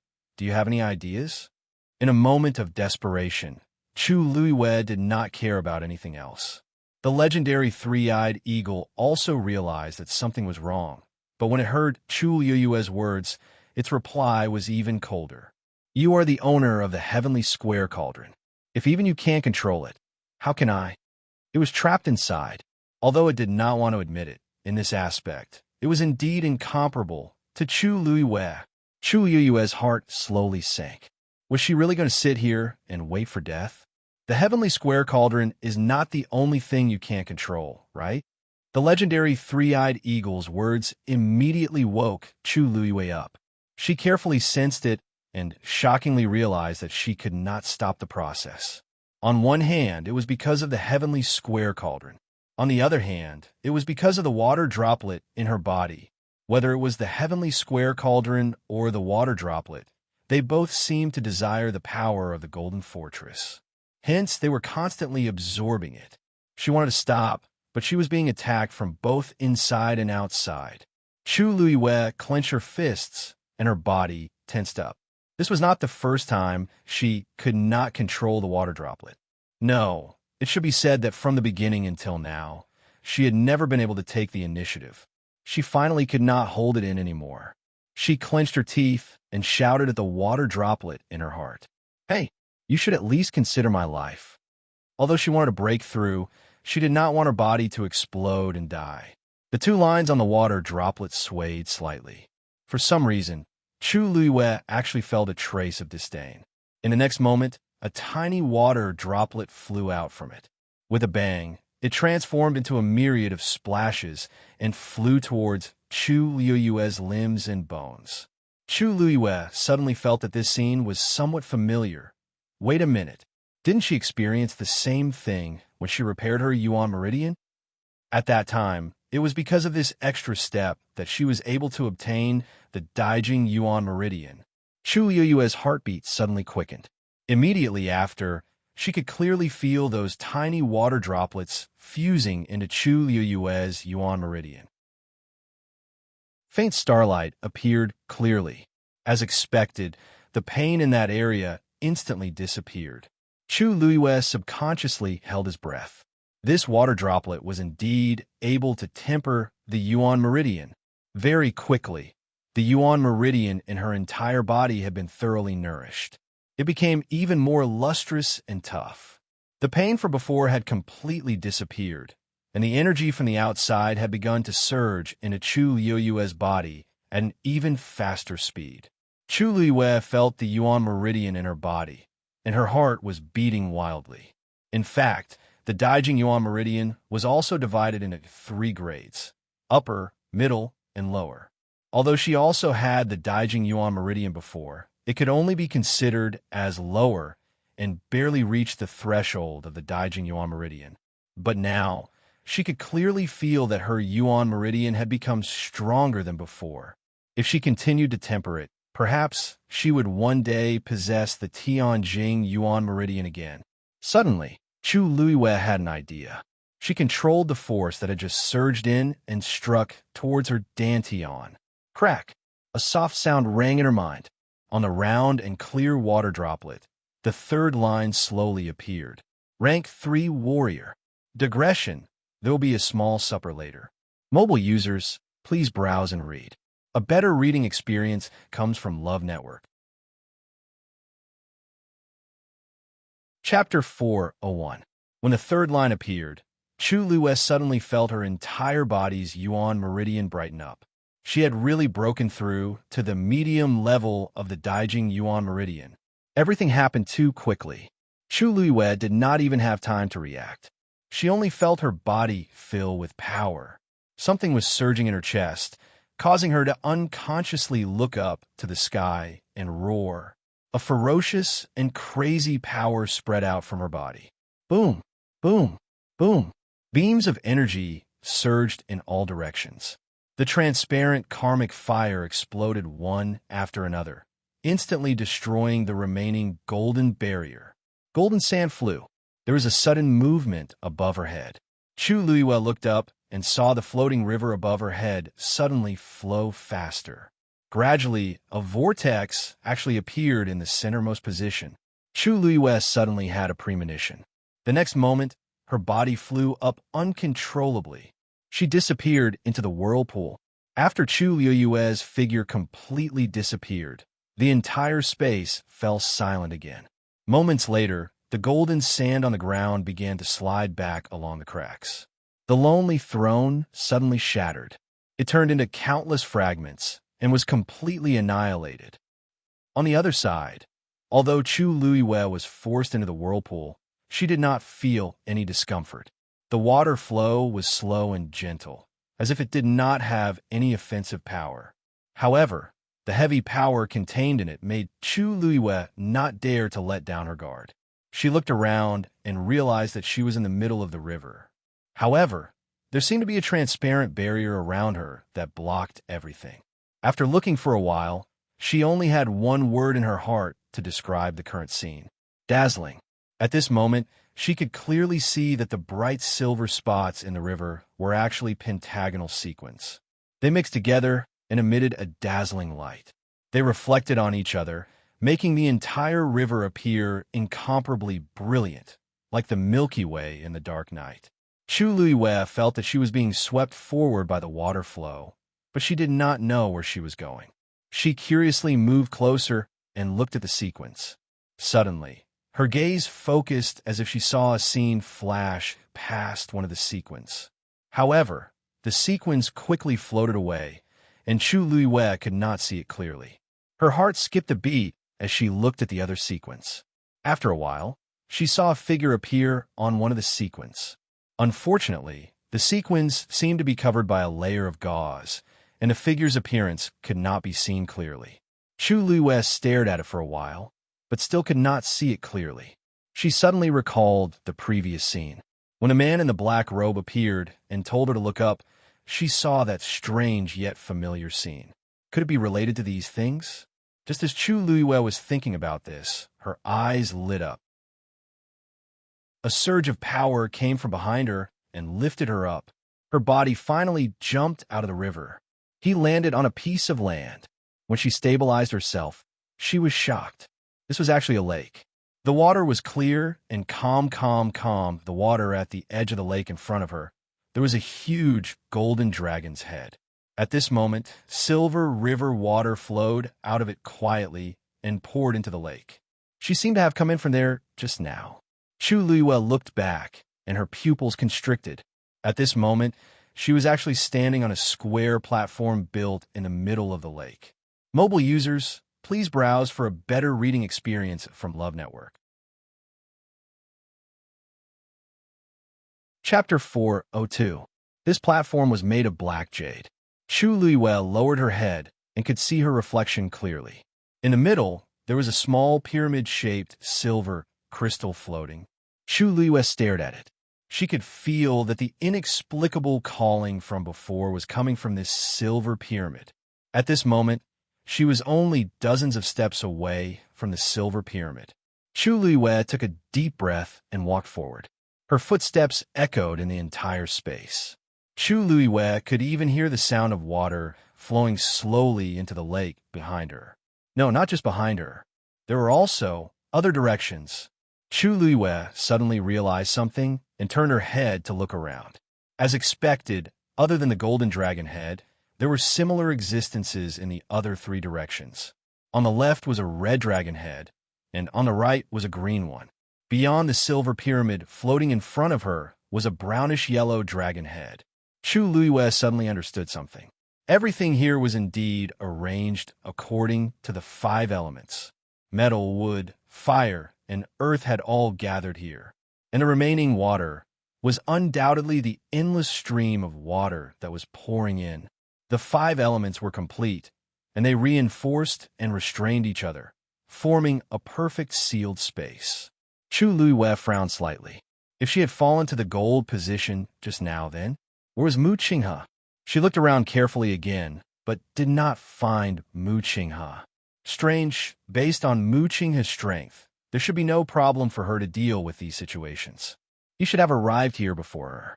Chu Luiyue thought for a moment, then put this thought aside and continued walking forward. When she was only 3 steps away from the silver pyramid, she finally felt a strong pressure.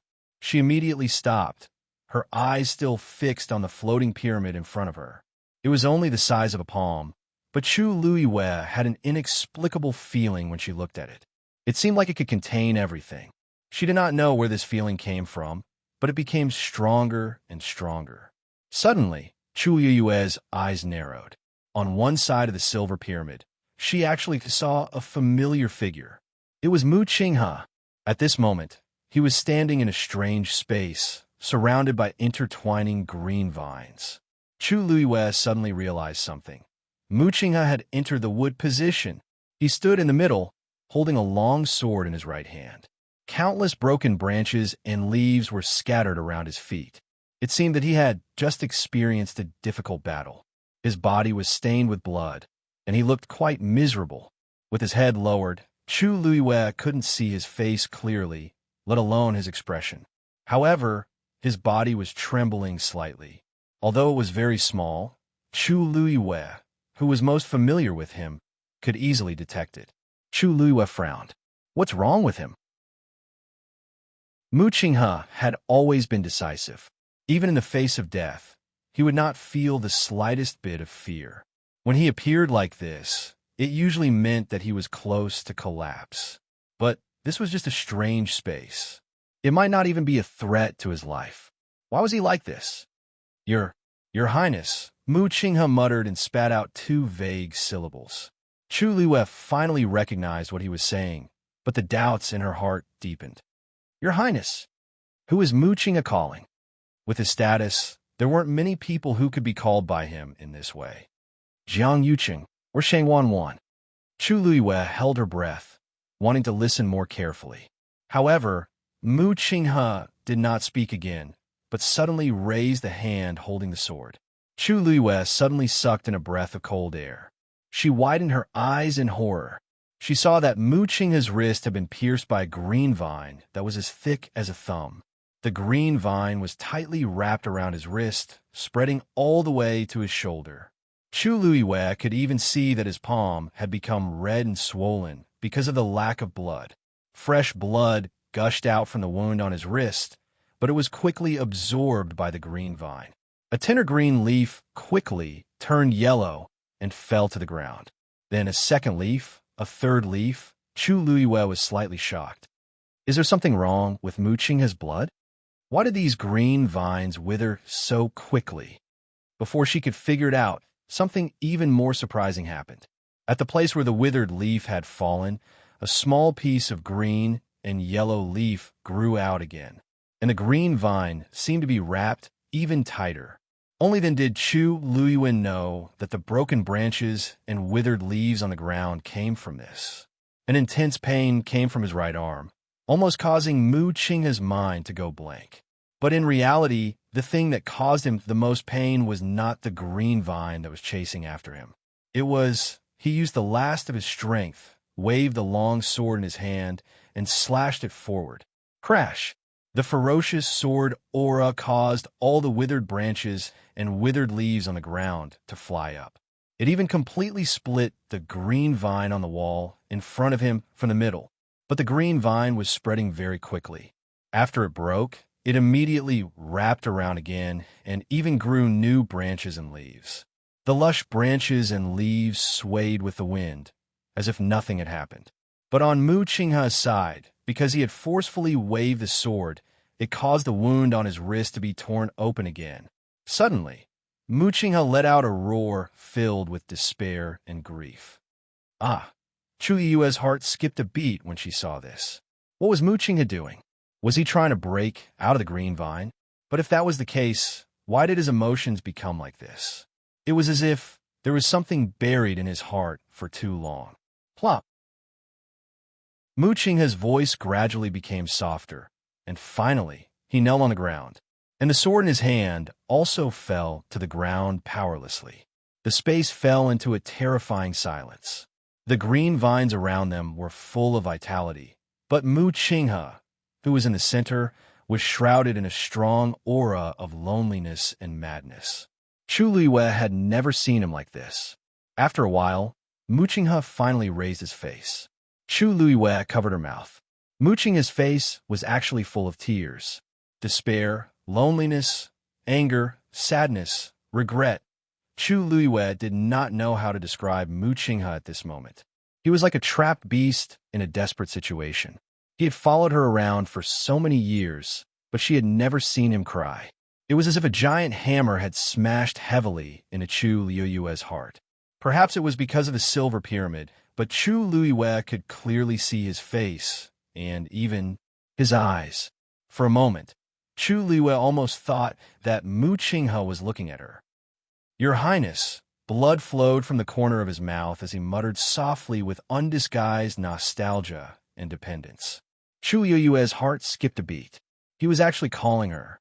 Mobile users, please browse for a better reading experience from Love Network. Chapter 4:03. Chu Luiyue could not be mistaken. Mu Qinghe was definitely calling her. In an instant, Chu Luiyue's heart was filled with complicated emotions. Surprise, relief, doubt, expectation, apprehension. She did not know how to describe her feelings at this moment, because she had never thought that Mu Qinghe would call her in such a tone. It was just like when she had just brought back that shabbily dressed young man.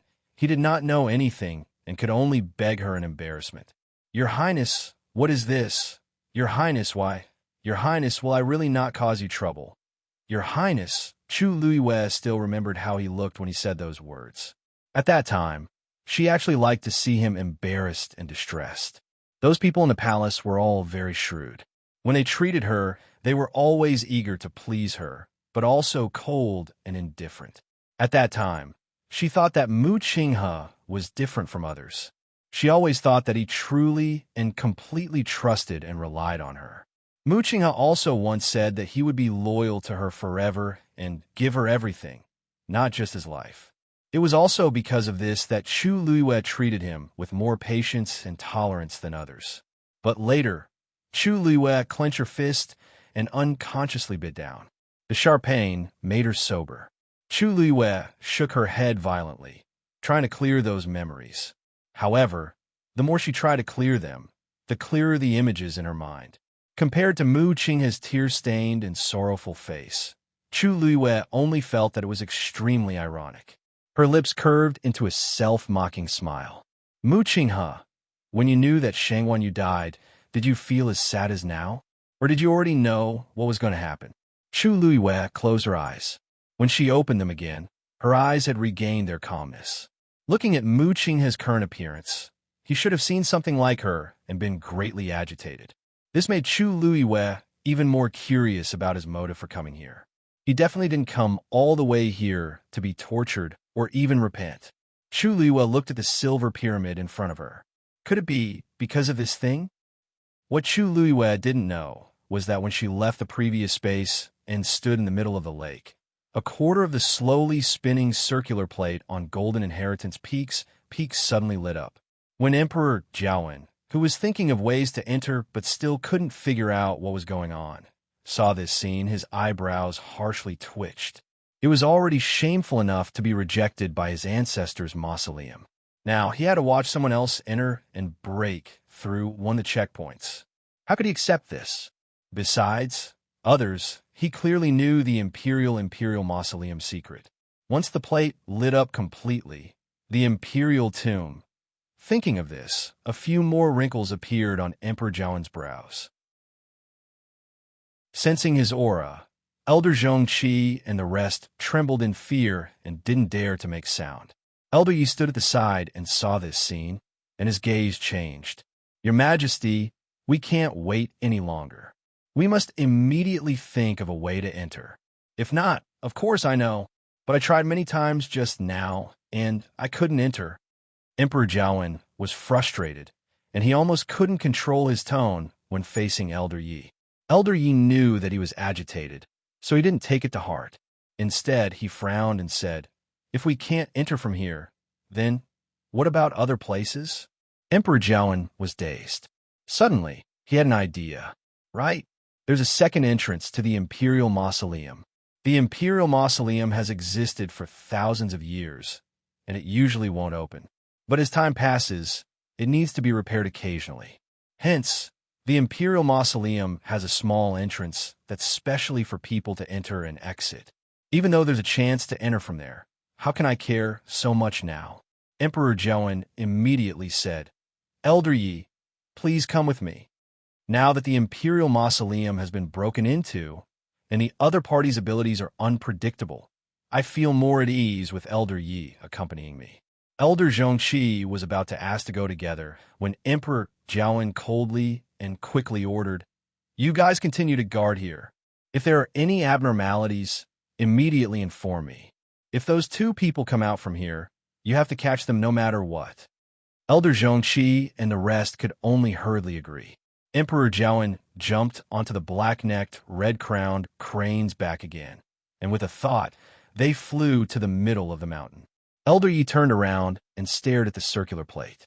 For some reason, he felt slightly uneasy, but then he turned around and followed Emperor Jiawen. The duo's figures quickly disappeared from the top of the mountain. At the same time, Rongjin had already silently climbed to the middle of the mountain. Emperor Jiawen and the rest were at the top of the mountain, but he didn't dare to walk up the stairs as he was worried that he would expose himself. Hence, he chose to find his way up through the lush forest. Even though it was much slower this way, and he would be scratched by the sharp rocks from time to time, it was still safer. Besides, he didn't plan on going to the top of the mountain. From what he knew, there was a small entrance at the middle of Golden Inheritance Peak. He was prepared to enter from there. The surroundings were silent, and Rongjin could hear his own breathing and heartbeat. The climb up was very dangerous, and it used up quite a bit of his energy. However, his heart was still filled with excitement and anticipation, and he didn't feel tired at all. As long as I can get the treasure in the Imperial Mausoleum, there's nothing for me to be afraid of. Even Imperial Father would not be able to stop him.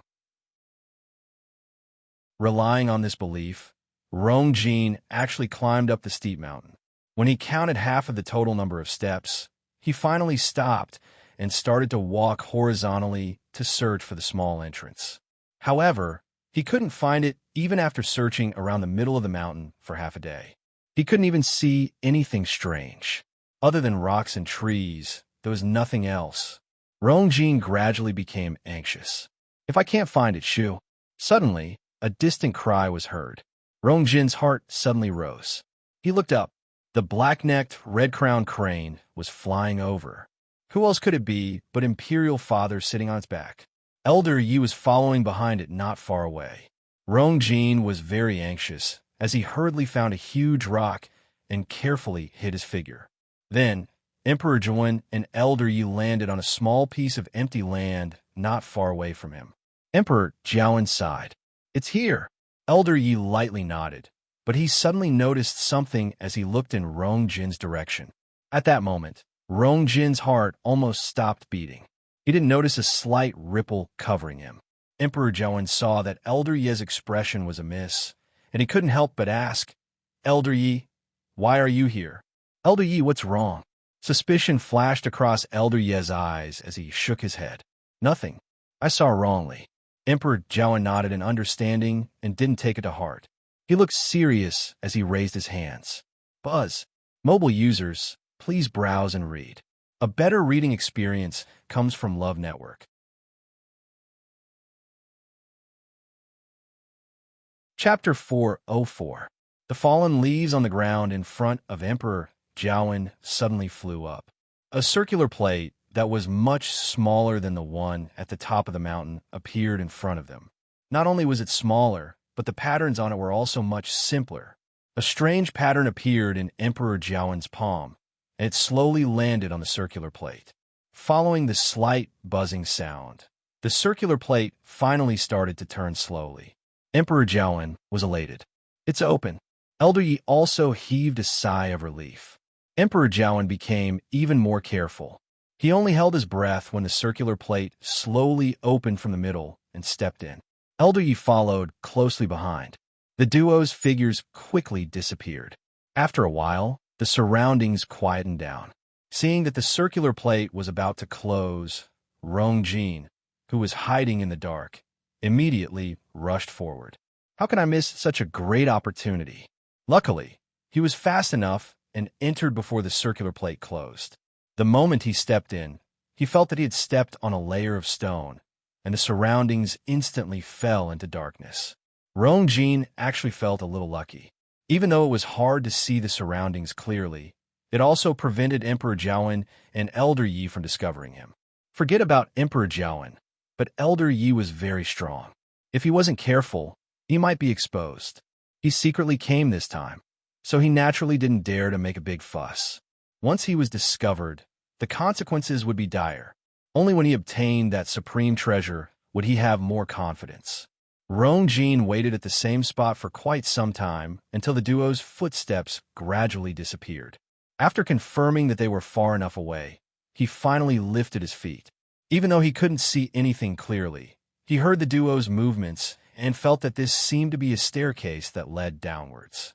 Rongjin felt around for a while and wanted to hold onto the wall to walk, but he quickly felt a sharp pain in his palm.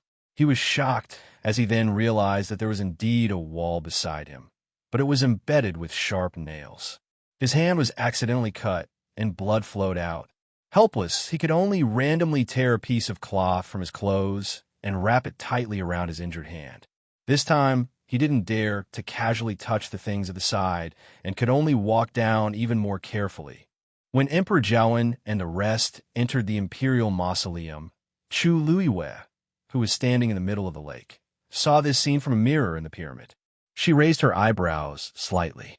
She didn't expect there to be another entrance to the Imperial Mausoleum. But Emperor Jiwen came later than I expected. Mu Qinghe and I have already been here for quite some time, yet Emperor Jiwen is only here now. Furthermore, he came from such a secluded entrance. Of course, she didn't know that Emperor Jiwen and the rest had waited at the top of the mountain for a long time and finally came in through this path. For some reason, Chu Luiwei could see everything clearly even though the path they were on was very dark. He could even clearly see Emperor Jiawen's anxious gaze. Chu Luiwei's gaze shifted slightly and landed on Elder Yi. She rubbed her forehead, feeling a headache coming on. I'm not worried if Emperor Jiawen comes, but Elder Yi actually came too. This was a bit difficult. I can't let them get here. As Chu Liyue thought this, he suddenly saw Rong Jin following behind them. She raised her eyebrows. This person actually came as well? And from the looks of it, he seemed to have followed them here in secret. That's right. He's been under house arrest at Crown Prince Mansion recently, so he naturally can't let Emperor Jiawen find out that he's here. Why is he here to join in the fun? A thought flashed across Chu Liyue's mind, and a bold guess surfaced in his heart. Could it be that his secret has something to do with the Imperial Mausoleum? Previously, Rongjun said that Rongjin was heaven's chosen son. Hence, the Empress placed a lot of importance on him and placed all her efforts on him. She also had high hopes for him. When Chu Liyue first heard this, he didn't think much of it until he saw everything in Heptagon Alley. The Empress clearly cared more about Rongjin's heaven's chosen son identity than he imagined. She also made a lot of preparations for this and didn't even hesitate to use cruel and ruthless methods just to help Rongjin raise his cultivation level. It was a pity that they were discovered before the time was ripe. Now that Rongjin didn't care about the danger and came here, this was the only reason that could explain it. Chu Liyue unintentionally sized up Rongjin. This noble crown prince had clearly suffered a lot on the way here, and he looked very disheveled. Suddenly, Chu Liyue focused his gaze and looked at the two figures behind Rongjin. He actually didn't come alone. Very quickly, Chu Liyue clearly saw the duo's appearance. The person in front was Situ Xingqian. Behind her was an elder in a black robe. As he was wearing a hood, only half of his face could be seen. He seemed to be an elder. Chu Liyue had never seen this person before, but on the surface, this elder was clearly Situ Xingqian's subordinate. Chu Liyue stared at him for a while and quickly realized that Rongjin didn't seem to know of the duo's existence behind him. Situ Xingqian and the other person also followed behind very carefully.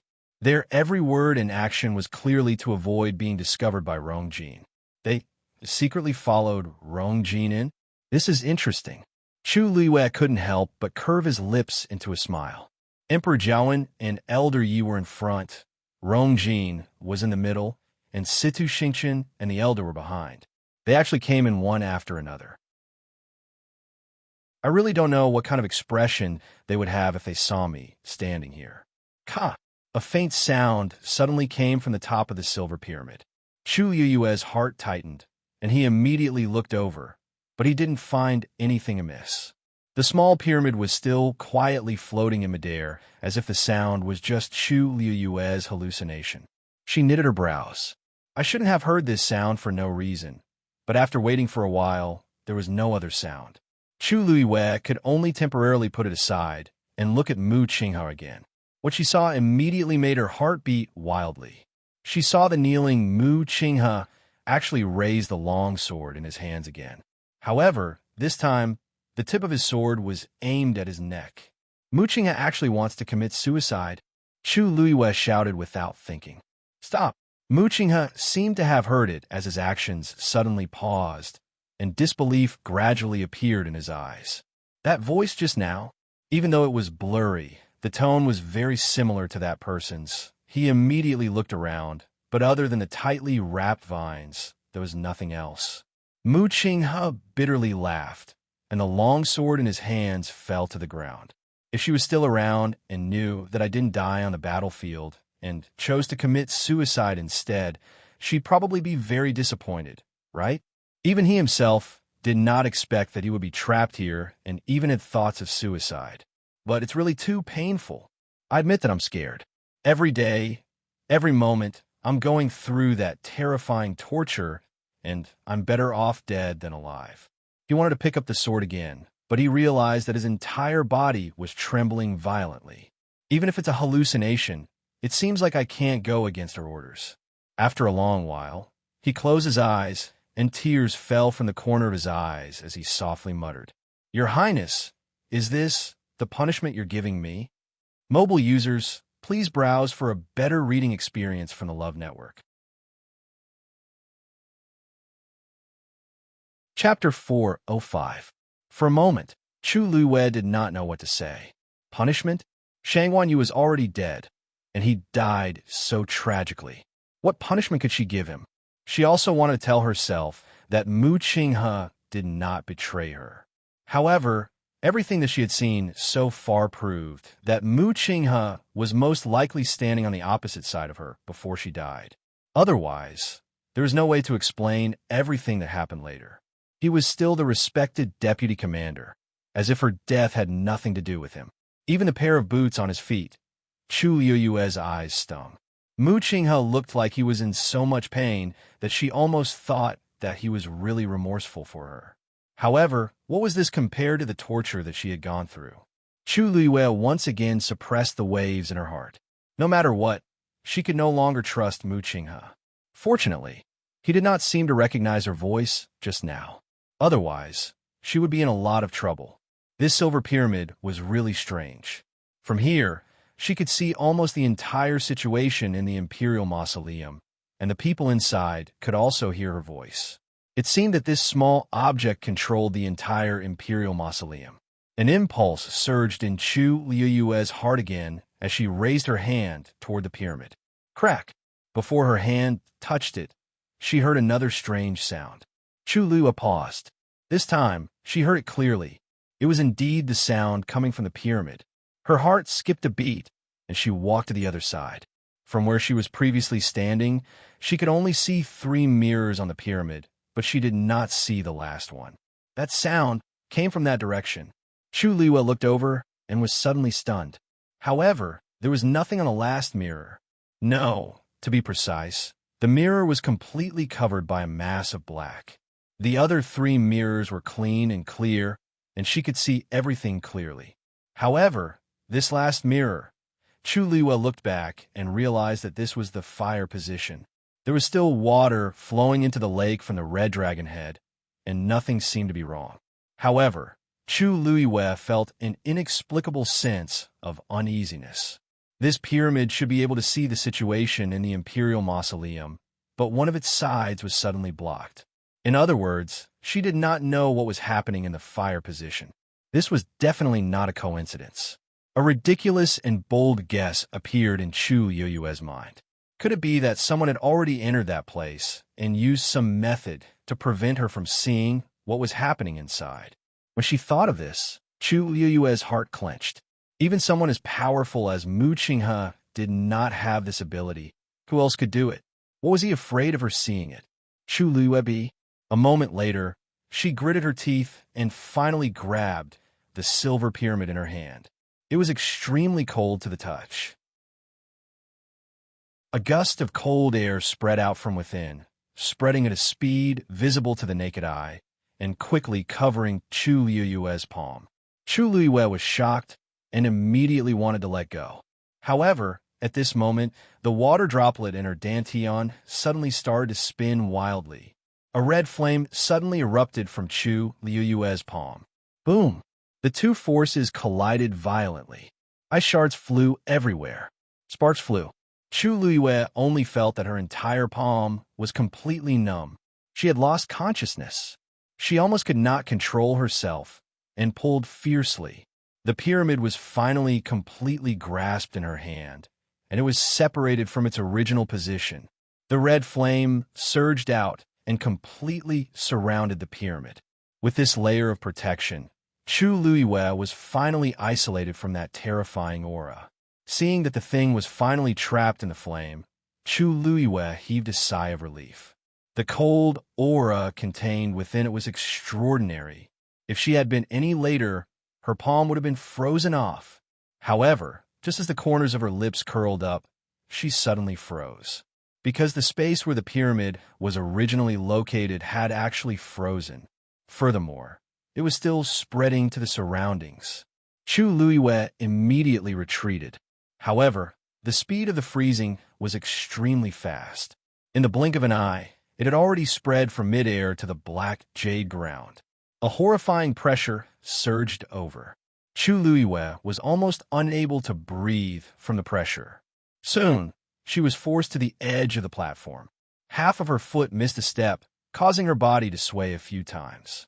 It took her a lot of effort to stabilize herself. However, because her movements were too fast and hurried, a hairpin on her head suddenly fell into the lake water.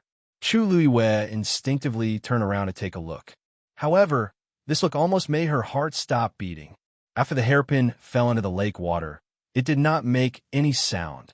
This was because the moment it came into contact with the lake water, the hairpin had already rapidly melted and frozen. In the blink of an eye, the hairpin had become a thin piece of ice floating above the lake water. Then, it silently sank to the bottom of the lake. Everything happened extremely quickly. The clear lake water was still calm, as if the hairpin's fall had no effect on it at all. It was also at this moment that she saw that in the depths of the lake, there were countless brilliant lights shining. Chu Luiwei focused her gaze again and was instantly filled with horror. At the bottom of the clear lake, there were countless ice pieces of different shapes, and those starlight rays were actually the reflection of countless tiny pieces of ice. Chu Luiwei suddenly felt a chill from the bottom of her feet. If she had really fallen from here, just now crack. The sound of something shattering came from behind her. Chu Luiwei immediately turned around and was shocked to find that the entire space above the black jade platform had been completely frozen. It had even spread to the bottom of her feet. That sound just now was the sound of the platform's edge being unable to withstand such power and suddenly cracking. The flame in Chu Luiwei's hand was still burning fiercely, but even so, she still felt cold all over. The entire space seemed to have turned into a huge ice cellar. The terrifying cold air was seeping in from all directions. Chu Luiwei gritted her teeth and urged the red flame to form a boundary around her. In this way, she was finally able to block the cold air outside her body. However, everything around her didn't slow down because of her actions. The space was still frozen, and finally, it spread to the surface of the lake. After a short moment of silence, with the black jade platform as the center, the surface of the lake began to freeze. When a thick layer of ice covered the entire surface of the lake, Chu Luiwei's heart felt as if it was tightly gripped by something. The next moment, the layer of ice was suddenly filled with cracks. All the ice pieces began to fall silently to the bottom of the lake. At the same time, the clear lake water surged up and quickly swallowed the ice pieces. The black jade platform beneath Chu Luiwei's feet completely collapsed. Her body fell down uncontrollably. Mobile users, please browse for a better reading experience from Love Network. Chapter 406. However, just as Chu Luiwei was about to fall into the lake, a powerful force suddenly came and gently supported her waist. Without thinking, Chu Luiwei borrowed the force and jumped. She headed towards the wall. At the same time, a silver light flashed in her hand. She stabbed the dagger in her hand into the wall. Her whole body was suspended in mid-air. She immediately looked in the direction of the red dragon head. The mysterious force that supported her just now flew out from there. May I know your name? I can't repay you for saving my life, so please come out and meet me. Chu Luiwei stared at that place and said loudly. However, there was no movement at all. It was as if she was the only one in the entire space. Chu Luiwei looked at the lake. The black jade platform from before had been frozen into a huge block of ice. Then, it quickly shattered and silently sank to the bottom of the lake. The water below kept surging up, and the ice above kept capsizing. It was as if the cycle was alternating. Silver light flashed, brilliant and cold. If Chu Luiwei had not seen it with her own eyes, she would not dare to believe what she was seeing. Ice always floated on the surface of the water. She had never seen such a strange scene. There was clearly something fishy hidden in the lake. Chu Luiwei felt a lingering fear when she sensed the frightening cold air that was spreading. If she had really fallen in just now, she did not give up and asked again, raising her voice. Since you're already here, why are you still hiding? As she spoke, she looked at the pyramid in her hand. There was indeed a black mirror on it. Chu Luiwei could not help but be puzzled. At this time, the other party had even taken the initiative to save her. Why was he not willing to come out and meet her? He did not even want to let her know what was going on in this space. Finally, a low and lazy voice came. Hand over the thing in your hand, and I'll send you out. Chu Luiwei was stunned. The other party was also here for this silver pyramid? She had never heard this voice before, but she could feel the noble disdain of a superior.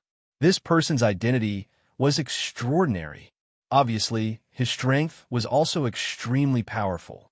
Otherwise, he wouldn't have been able to take the initiative in such a situation. However, Chu Luiwei frowned. It was not easy for her to obtain this pyramid. If she were to hand it over just like that, she would not be willing. She didn't know why, but she felt that the pyramid was very important to her. It was as if it was hers to begin with. She also knew that this feeling was too inexplicable, but since the item was already in her hands, how could she hand it over? Forgive me for not being able to comply with this condition. Please change your request. After all, the other party had saved him. Chu Luiwei did not want to make things awkward. Moreover, she had always been very sensible. Even if she was now a rank 3 warrior, it didn't mean that she was willing to go against such a powerhouse. In such a dangerous situation, wasn't he just looking for trouble? No, the man seemed to have expected Chu Luiwei's rejection, so he didn't get angry. His tone was indifferent. That's something my wife wants. I have to take it back. Chu Luiwei was taken aback. Wife, why does this sound so familiar? She gripped the dagger tightly and suddenly had a flash of inspiration. Wait a minute. I seem to remember someone, she blurted out. May I ask if you're the head of Precious Treasure Pavilion? When Chu Luiwei took down the pyramid, the entire Imperial mausoleum was greatly affected. The vines around Mu Qinghe suddenly withered one after another and finally scattered all over the ground. The illusion that kept repeating in front of him finally dissipated. Mu Qinghe's body shook and finally woke up from that terrifying state. He knelt on the ground in a daze. The fog in front of him gradually dissipated, and he finally saw the real scene in front of him. He looked at the withered leaves and vines and raised his hand to wipe his face. His hand was covered in tears. His heart suddenly trembled. Everything that happened just now began to replay in his mind. Mu Qinghe did not come back to his senses for a long time. After some time, he finally lowered his head and laughed bitterly. However, this smile was even more painful than the crying from before. He thought that he had buried everything, but he did not expect that. He still remembered it so clearly. Every single thing, every single word, and even every single expression. It had been deeply engraved in his mind. The expression on Mu Qinghe's face gradually faded and finally returned to its usual calm and cold expression. It was as if he had put on his armor again and put on his mask, covering everything perfectly. He picked up the long sword that had fallen beside him and cut off the vine that had pierced through his wrist. Then, he pulled it out expressionlessly. Blood splattered on his face, and the wound was torn even more horribly. He took out gauze and medicine and bandaged himself with familiarity. This kind of injury seemed serious, but in fact, it was not life-threatening. His physical strength was extremely strong, and he could recover very quickly, as long as he did not fall into that terrifying illusion again. After tidying up, Mu Qinghe lifted his feet and walked forward. However, just as he was about to raise his sword to cut the wall in front of him, he suddenly stopped. The situation here would not change for no reason. There was only one explanation. Someone had already beaten him to it. A slender and petite figure appeared in his mind. The person who came in with him was only Chu Luiwei. Could it be? His expression was tense, and the scar on his face seemed to have an additional fierceness. But the next moment, he suddenly recalled a scene.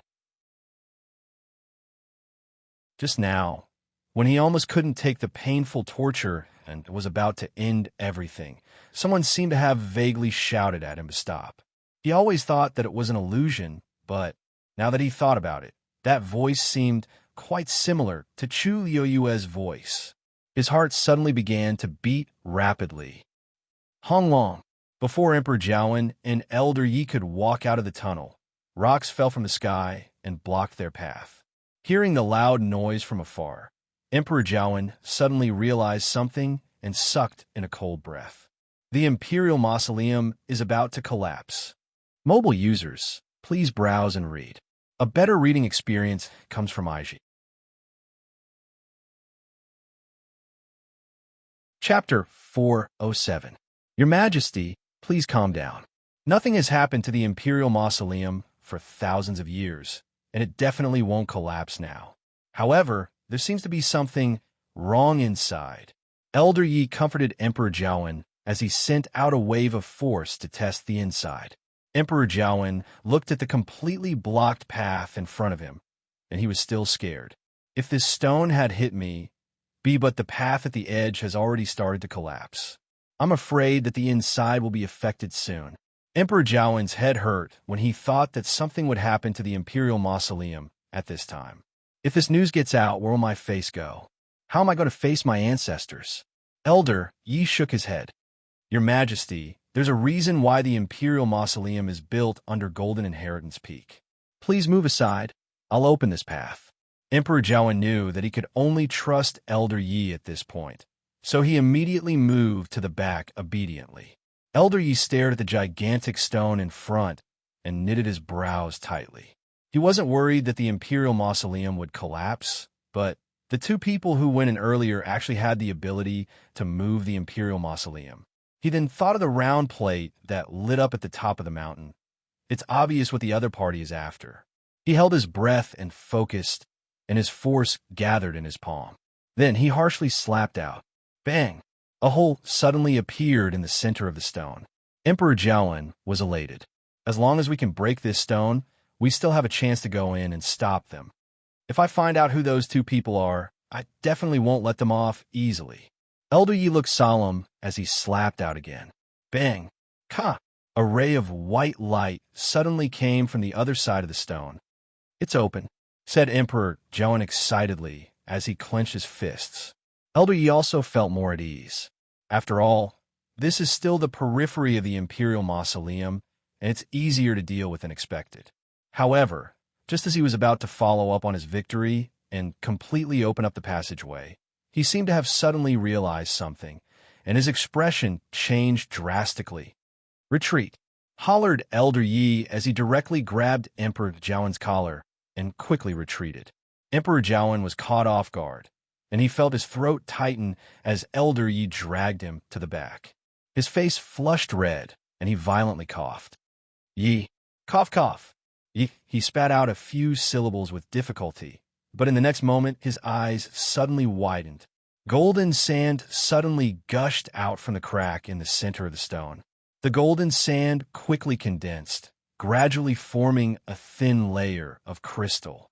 Cover that rock. Hence, the stone looked shiny, but when Emperor Jiawen saw it, deep fear arose in his heart. This was because he could clearly feel the powerful pressure contained within the thin golden crystal. Suddenly, a piece of rock fell from above and fell to the ground. Crack! With a crisp sound, that piece of rock actually turned into fine powder. Emperor Jiawen's heart harshly trembled. As expected, once they were touched by the thin golden crystal, they would suffer the same fate. However, even though they were fast, the golden sand was spreading even faster. He was about to catch up to them. Elder Yi waved his sleeves, and a huge black shield appeared in front of the two of them. The surging speed of the golden sand finally slowed down. Old Man Yi and Old Man Yi finally had a chance to catch their breath.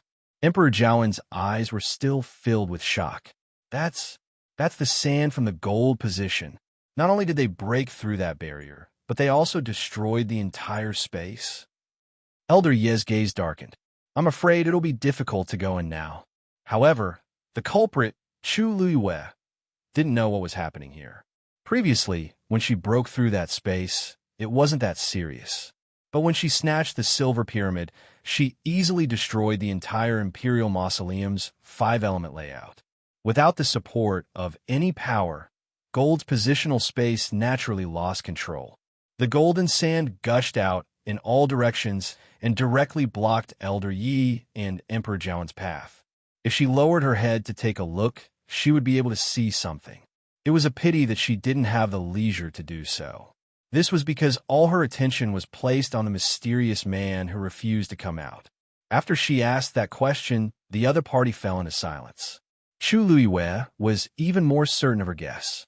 She didn't expect that Zhen Bao Pavilion's first master, whom she had always wanted to meet, would actually appear here. Also, he actually came for this thing. Chu Luiwei instantly felt that it was a little difficult. Zhen Bao Pavilion had helped her many times.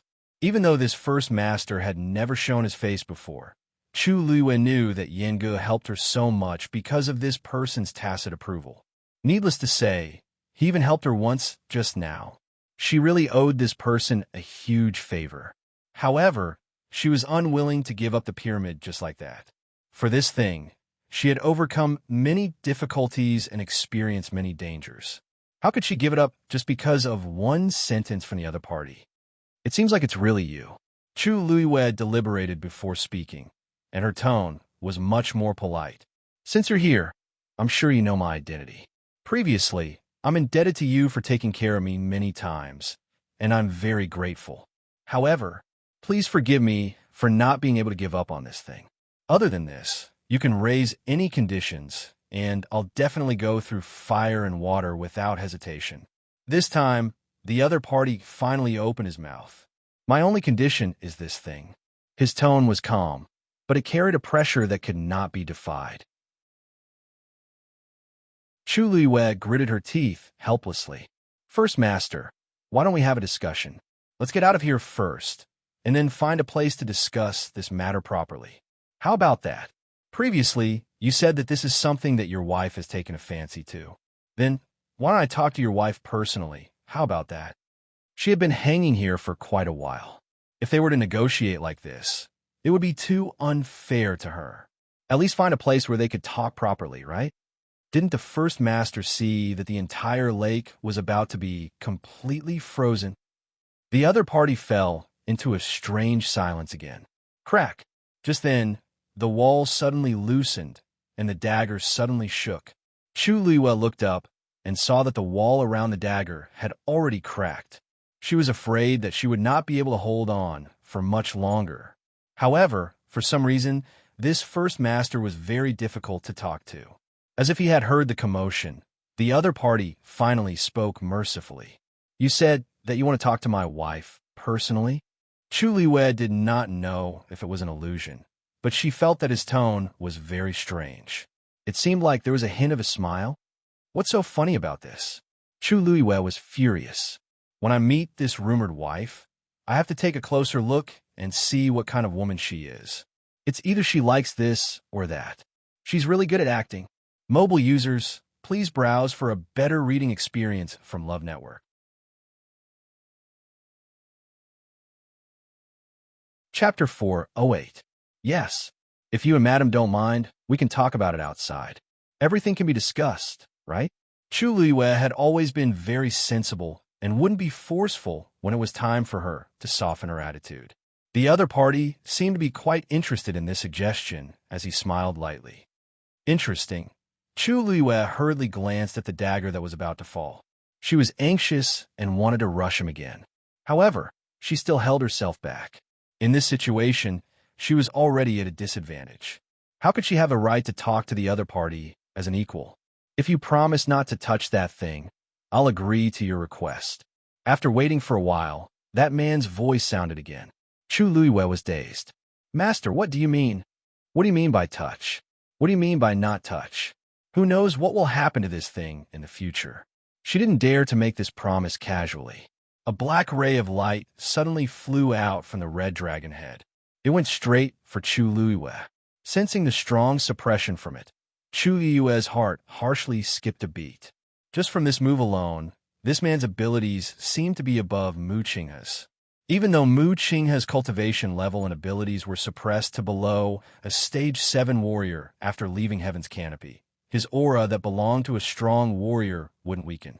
If Mu Qinghe fought with a stage 6 warrior who hadn't entered Heaven's Canopy, even if they were of the same cultivation level, he would definitely be able to defeat the other party easily. And this man also gave me the same feeling. Chu Luiwei held her breath. No wonder Zhanbao Pavilion is so arrogant. It turns out that they have such an important person backing them up. Emperor Zhaoan was quite wary of Zhanbao Pavilion previously, so he should know something. Even though the suppression from the black ray of light was very strong, Chu Luiyue didn't feel threatened when it was in front of her. Thus, she slightly relaxed and obediently waited at her original spot. If he really wanted to kill me, he would have done it long ago. Why would he waste so much effort? Then, she saw the black ray of light fly to her hand. It silently pierced through the flames in her palm and landed on the silver pyramid. Chu Luiyue's pupil shrank. The power of the flame came from the water droplet in her dantian. It had always been very domineering and always had the upper hand, but why was it so calm today? His opponent's attack passed right through. She thought that it would automatically stop her, but she didn't expect. In an instant, the silver pyramid turned completely black. All of the resplendent light was concealed. At a glance, it looked like an ordinary black stone. Even the aura and pressure inside had been completely sealed. The flame in Chu Luiyue's palm gradually subsided. The pyramid gently fell into her palm.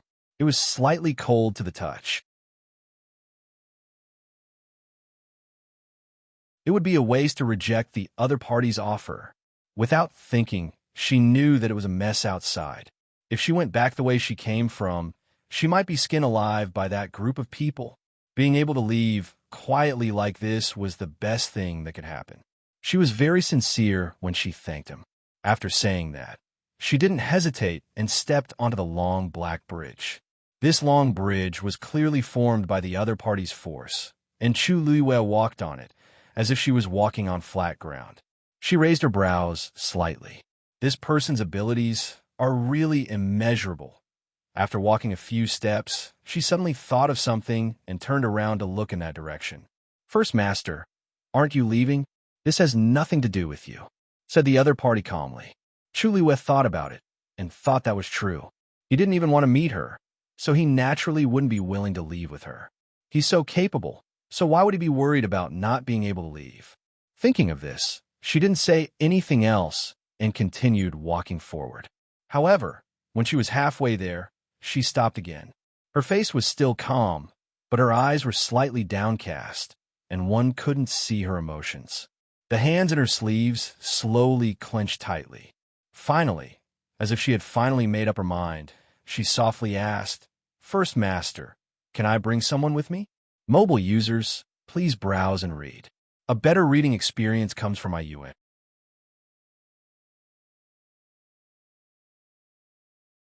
Chapter 409.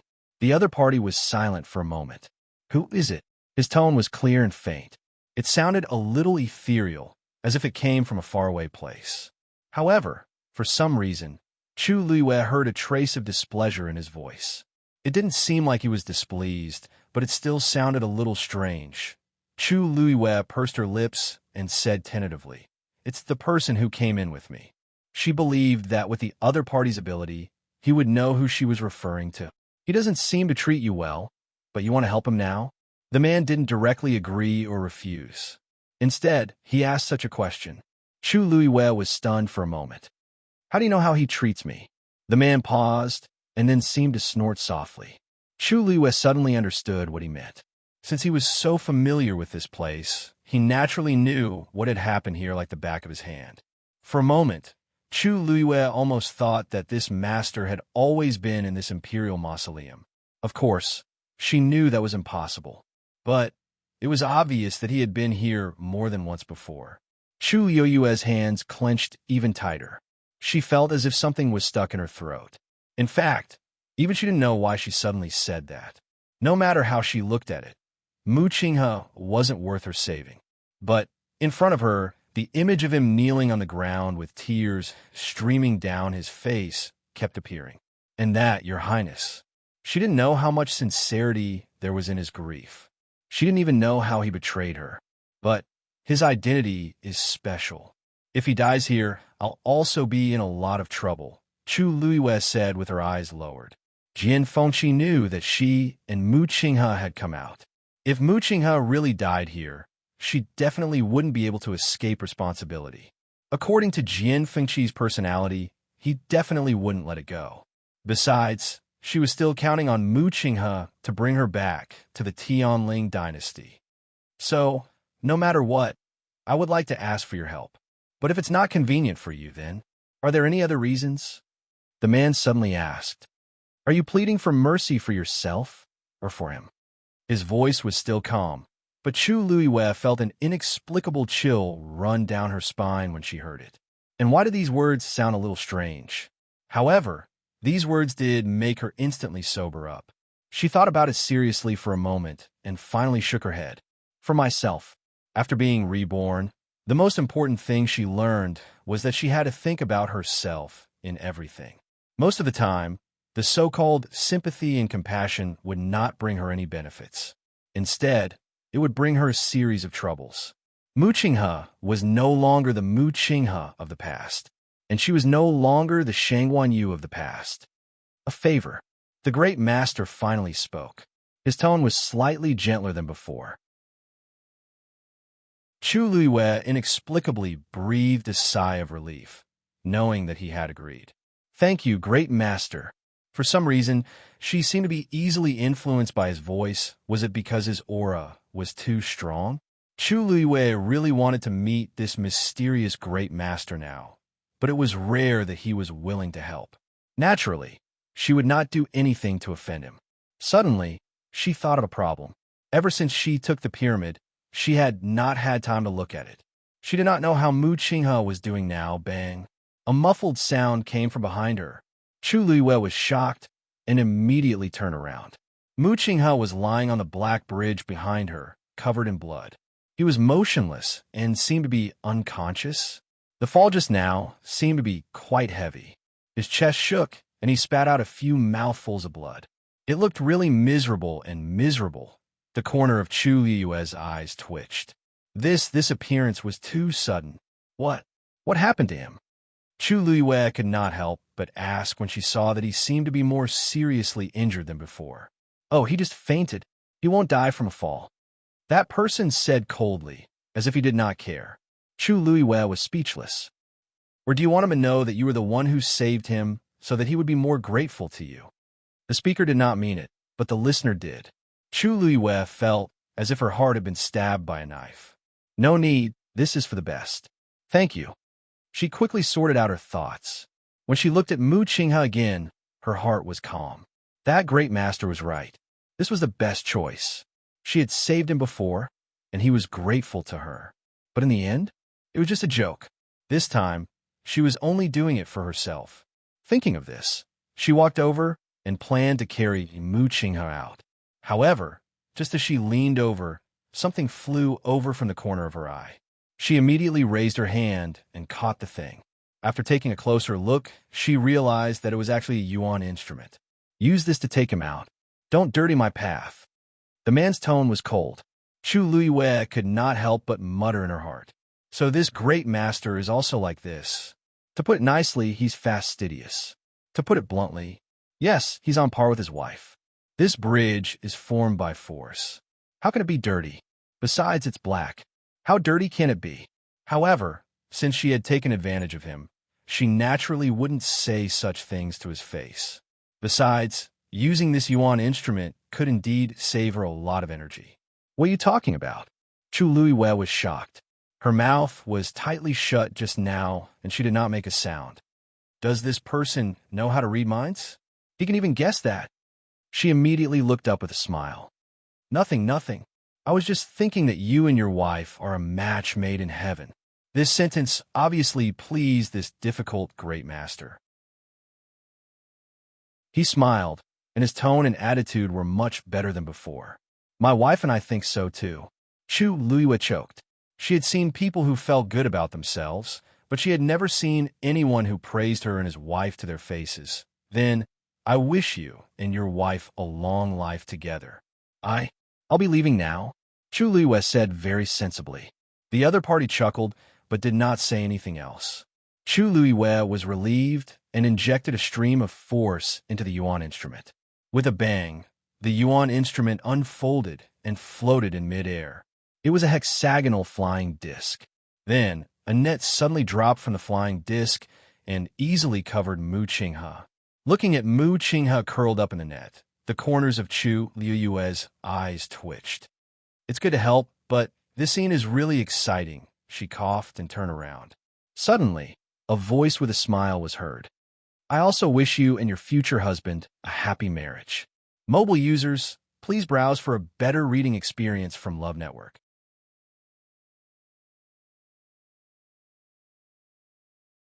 Chapter 410. Chu Liue looked back strangely. Why does this sentence sound so sincere? The corners of her mouth curled up as she thanked him again. No matter what, this blessing sounded pleasing to the ear. Moreover, she wanted to build a good relationship with this first master. Seeing that Mu Qinghe might not be his opponent, if she could successfully rope him in as her backer, wouldn't that be much more convenient? Chu Liue walked out, while feeling strange in her heart. Although this first master's temper and style were a bit strange, she seemed to have an inexplicable sense of trust towards him. She rarely had this kind of feeling towards others, especially when the other party had taken the initiative to help her many times. Generally speaking, one who was unaccountably solicitous was hiding evil intentions. However, Chu Liue really couldn't associate such a person with such a powerful method with this sentence. Perhaps he had other motives, but Chu Liue didn't seem to be worried or uneasy. Perhaps this was also a form of affinity to some extent. The surrounding light gradually dimmed. Chu Liue knew that she had already walked to the edge of the Imperial mausoleum. She couldn't help but look back again. Looking past Mu Qinghe, who was suspended in midair, she almost couldn't see the scene inside. Only the layer of ice that was constantly freezing and capsizing, as well as the silently surging lake water, were exceptionally clear. And the space in the middle had already been completely frozen, and there was a faint frost that gradually covered the surroundings. Chu Liue watched quietly. She knew that this was the power of the seal that person had used. Obviously, he intended to completely freeze and seal the Imperial mausoleum. After a long time, Chu Liue finally exhaled softly. How much power would this consume? This person was outside Heaven's canopy, but he used such a powerful method. Would he really not be suppressed? After a moment, Chu Liue's lips curled up slightly. The current her still had a long way to go before she could reach this realm. Originally, she wanted to ask that person how he planned to deal with the other people in the Imperial mausoleum. But after hesitating for a long time, she still didn't speak.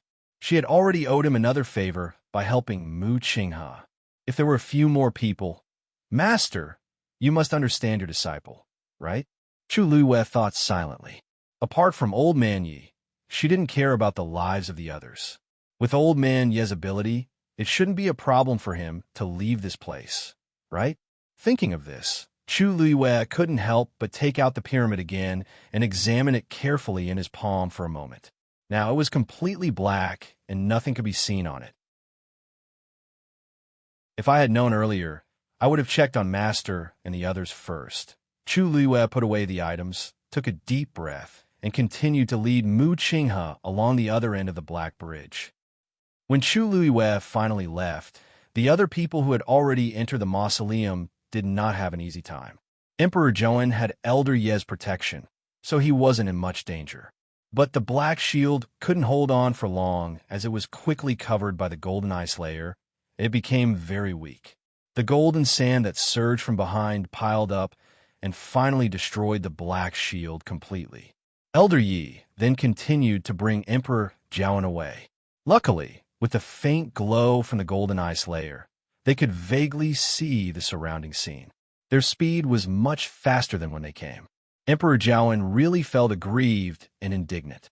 Those people are still in the Imperial mausoleum. But the rightful emperor of country Yaochan, was actually chased out of the Imperial mausoleum in such a pathetic state. I don't need to look in a mirror to know what I look like now. Luckily, only Elder Yi is here. If not, I would really lose on my face. After fleeing for an unknown period of time, the speed of the surging golden sand finally slowed down. Elder Yi then stopped and looked at Emperor Zhou. "Your Majesty, are you okay?" Emperor Zhou's face was pale as he waved his hands. I am fine. It's just that. It's just that. He couldn't finish his sentence for a long time. Elder Yi coughed and shifted his gaze away. However, Emperor Jiawen still felt very embarrassed. Old man Yi, could it be that we can only watch helplessly? Elder Yi was helpless. Then what else can we do? The people inside have already taken the initiative. I don't understand. Emperor Jiawen stretched out his hand and held his forehead. I really don't understand. How can anyone casually enter the Imperial Mausoleum? There were only a few people who knew about this secret. Other than Elder Yi and me, logically speaking, nobody else should know about it. But they clearly came prepared. If not, how could it be so successful? Elder Yi paused and comforted him. Your Majesty, don't be anxious. After all, the things inside should still. Before he could finish his sentence, he suddenly looked up. He saw that the golden sand that kept surging over suddenly paused for a moment and then started to retreat. In the blink of an eye, it had already retreated by tens of steps. Emperor Jiawen was dazed. What's going on? Deep shock flashed across Elder Ye's eyes. Someone is restoring everything in the Imperial Mausoleum. What? Emperor Jiawen was also taken aback. How can this be? The construction of the Imperial Mausoleum is very complicated, and the various arrangements inside are very intricate. To restore it, unless tens of elite warriors work together. But weren't there only 2 people who went in just now? Elder Ye's gaze was still locked in that direction. No, you forgot that there's another possibility. Emperor Jiawen's expression suddenly froze. Could it be Walla? An extremely soft and strange sound suddenly came from behind the 2 of them. Elder Yi immediately turned around alertly. Who's there? As he said that, he suddenly waved the fan in his hands. Bang! That force slammed into something. Then a suppressed and painful moan was heard. Elder Yi and Emperor Jiawen looked at each other. There's actually someone? We actually didn't notice it at all previously. Elder Yi's expression changed slightly as he hurriedly walked forward and raised the fan in his hands again. A strong suppression instantly descended. At this moment, a familiar cry of surprise finally rang out in the darkness. Elder Yi, please have mercy. Elder Yi paused in his actions. However, Emperor Jiawen's expression had already changed. Rongjin! Elder Yi snapped his fingers, and a cluster of bright flames appeared in his palm. The surroundings were instantly lit up.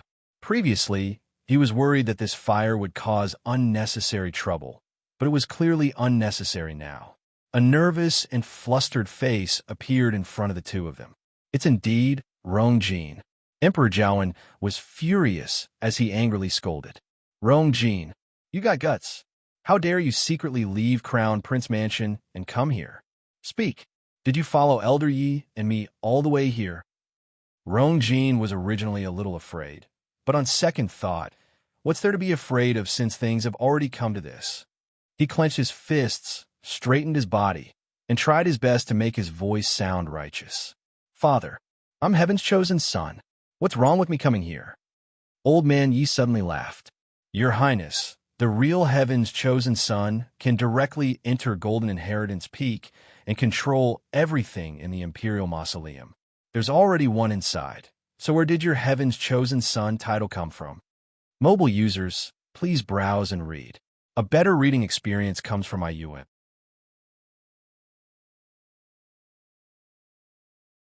Chapter 411. Rongjin was dazed. What? He understood every word of Elder Ye's words, but why couldn't he understand them when they were strung together?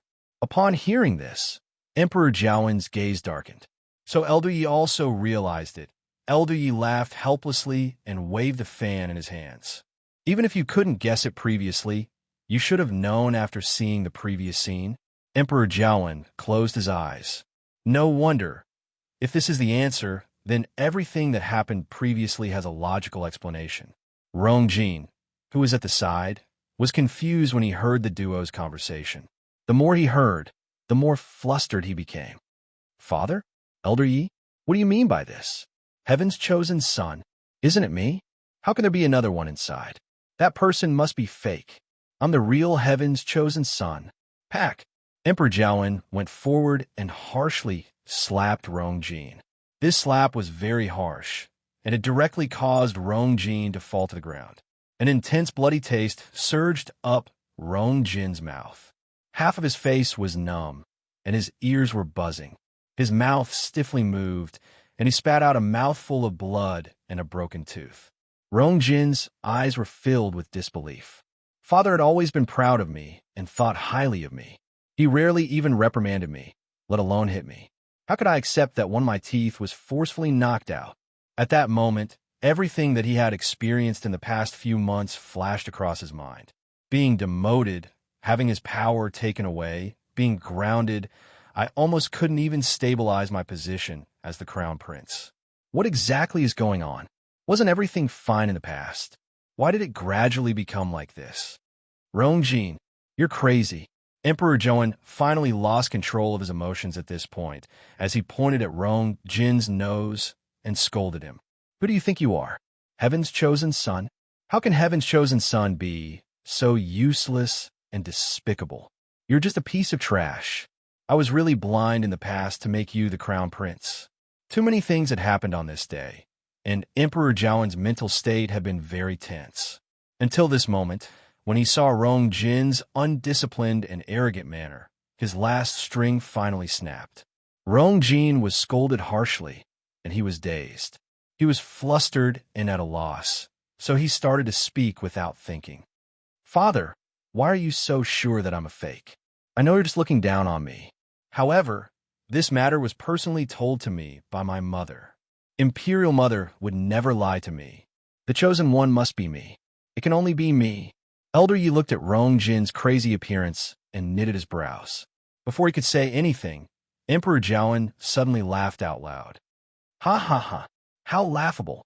What your imperial mother told you must be true. Rong Jin, how brainless are you to say such a thing?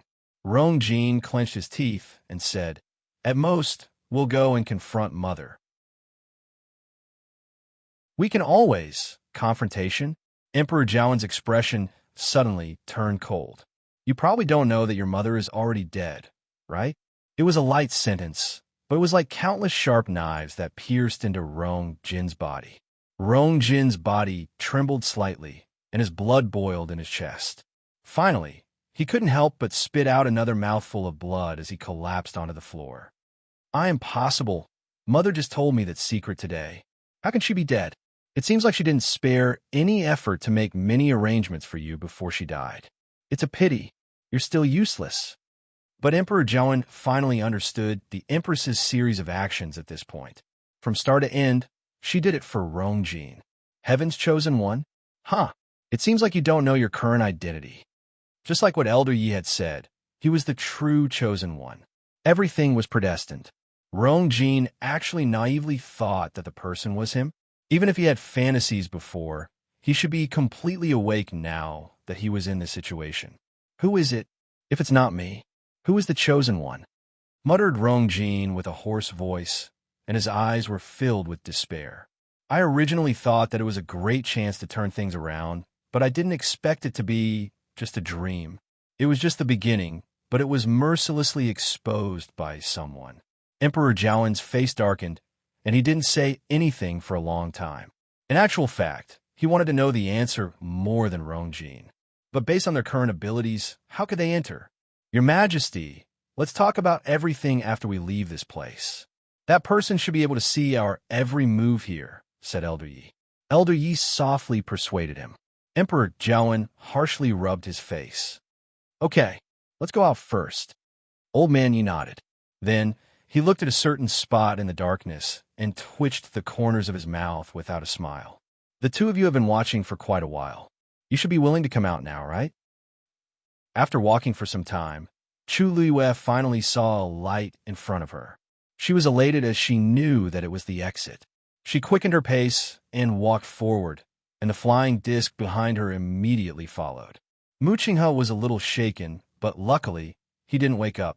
Just like that, the duo finally stepped through the exit and completely walked out of the Imperial Mausoleum. The sky was bright in front of them. Chu Luiyue turned around and realized that they had indeed left Golden Inheritance Peak and came to the forest beside it. The thing that sent them out just now was also a transportation formation. However, that transportation formation was very inconspicuous, and one couldn't tell if they didn't look closely. Clang! The flying disc's net suddenly opened, and Mu Qinghe fell to the ground again. Chu Luiyue glanced at him from the corner of her eye, and coincidentally saw his eyeballs moving. Mu Qinghe is about to wake up. Mobile users, please browse and read. A better reading experience comes from Love Network.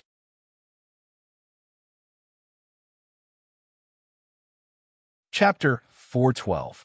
Mu Qinghe felt as if he had sunk into a deep dream. He was drifting around, but he couldn't wake up no matter how hard he tried. For a moment, a thought even flashed across his mind. It would be great if he could sleep forever and never have to wake up to face everything. However, this thought only flashed across his mind. He tried a few times before he finally forced his eyes open. The bright light shone down, and it was a little dazzling. He couldn't help but close his eyes and relax for a while before he got used to it. The blurry scene in front of him gradually became clear. This seems to be a forest? Mu Qinghe moved and immediately felt waves of pain all over his body, causing him to frown. He lowered his head to take a look and realized that his body was covered in blood and wounds. There was almost no place that was unscathed. Fortunately, most of these were superficial wounds that could be recovered after a period of recuperation. Mu Qinghe was slightly relieved, but he suddenly realized something and his expression changed drastically. That's not right. I was clearly in the Imperial mausoleum earlier. How did I appear here now? He immediately turned around to look. The golden inheritance peak, which looked like a sword, was standing not far away. Am I already outside the golden inheritance peak? Mu Qinghe's doubts deepened, but no matter how hard he tried to recall, he couldn't remember what had happened earlier. The last thing he remembered was the withered vine leaves. At that time, he seemed to be about to rush out, but, however, he couldn't remember what happened after that. Suddenly, from the corner of his eye, he saw a figure lying on the ground not too far away. It was actually Chu Luiyue.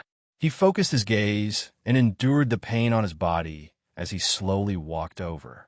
Chu Luiyue seemed to have fainted as well. His eyes were tightly shut and his lips were pale. However, compared to the others, Chu Luiyue was in a much better state. There weren't many bloodstains on his body, and there weren't even many wounds. Mu Qinghe stared at Chu Luiyue for a while with a hint of scrutiny in his eyes. Was that sound his hallucination? Or, as if sensing his gaze, Chu Luiyue finally woke up. She subconsciously raised her hand to block the somewhat dazzling sunlight, and finally opened her eyes completely. At the same time, he saw Mu Qinghe standing in front of him. Vice Admiral Mu? After pausing for a moment, she seemed to have suddenly realized something. She stood up abruptly and looked around. Where are we? Mu Qinghe looked at her eyes that were filled with shock and bewilderment and said expressionlessly, outside Golden Inheritance Peak. Chu Luiyue looked at him in shock. You mean, we're already out? Mu Qinghe looked at her deeply, as if he wanted to see through her completely. You don't know what happened? Chu Luiyue shook his head. Didn't you pass that checkpoint and enter the center of the Imperial mausoleum? How could he not know? Mu Qinghe suddenly leaned over and stared into Chu Luiyue's eyes, questioning her word by word. Chu Luiyue was shocked by his action and subconsciously took a step back. She frowned and looked confused. Vice Admiral Mu, what are you talking about? I only remember that I seemed to be trapped in a strange space. There was golden sand everywhere. I don't remember anything else. Suddenly, her gaze fell on him, and she sucked in a breath of cold air. How did you suffer such a serious injury? Mu Qinghe pursed his lips tightly. Chu Luiyue didn't look like she was acting, but he felt that something was wrong. You really don't remember? Chu Luiyue looked helpless and was about to get up. Just as she stood up, she let out a hiss and covered her head. My head hurts. Mu Qinghe's eyes moved. Actually, the back of his head hurt too.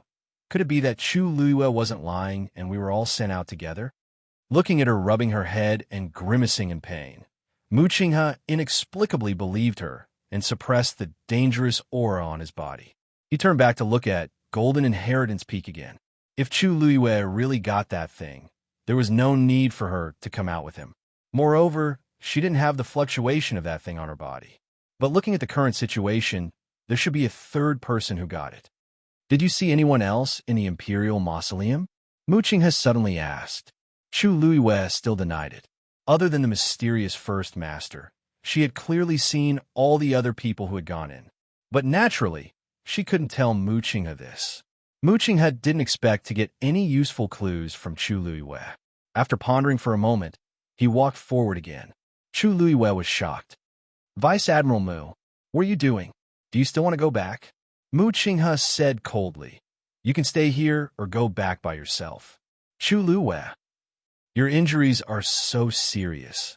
I'm afraid it's not good for you to go back now, right? Also, when we went in, we seem to have been discovered by the people around Golden Inheritance Peak. If we go back now, anyone with a normal brain would know that under such circumstances, they definitely couldn't go back. What's wrong with Mu Qing? However, Mu Qing didn't seem to care about her words and continued walking forward. That girl is right. Why are you in such a hurry to die? A voice filled with mockery and ridicule sounded lazily. Mu Qing stood still. Chu Luiyue was slightly shocked and looked up. A tall figure was slowly walking over from the forest beside them. Then, he leaned against a tree trunk and looked at the two of them with a smile that wasn't a smile.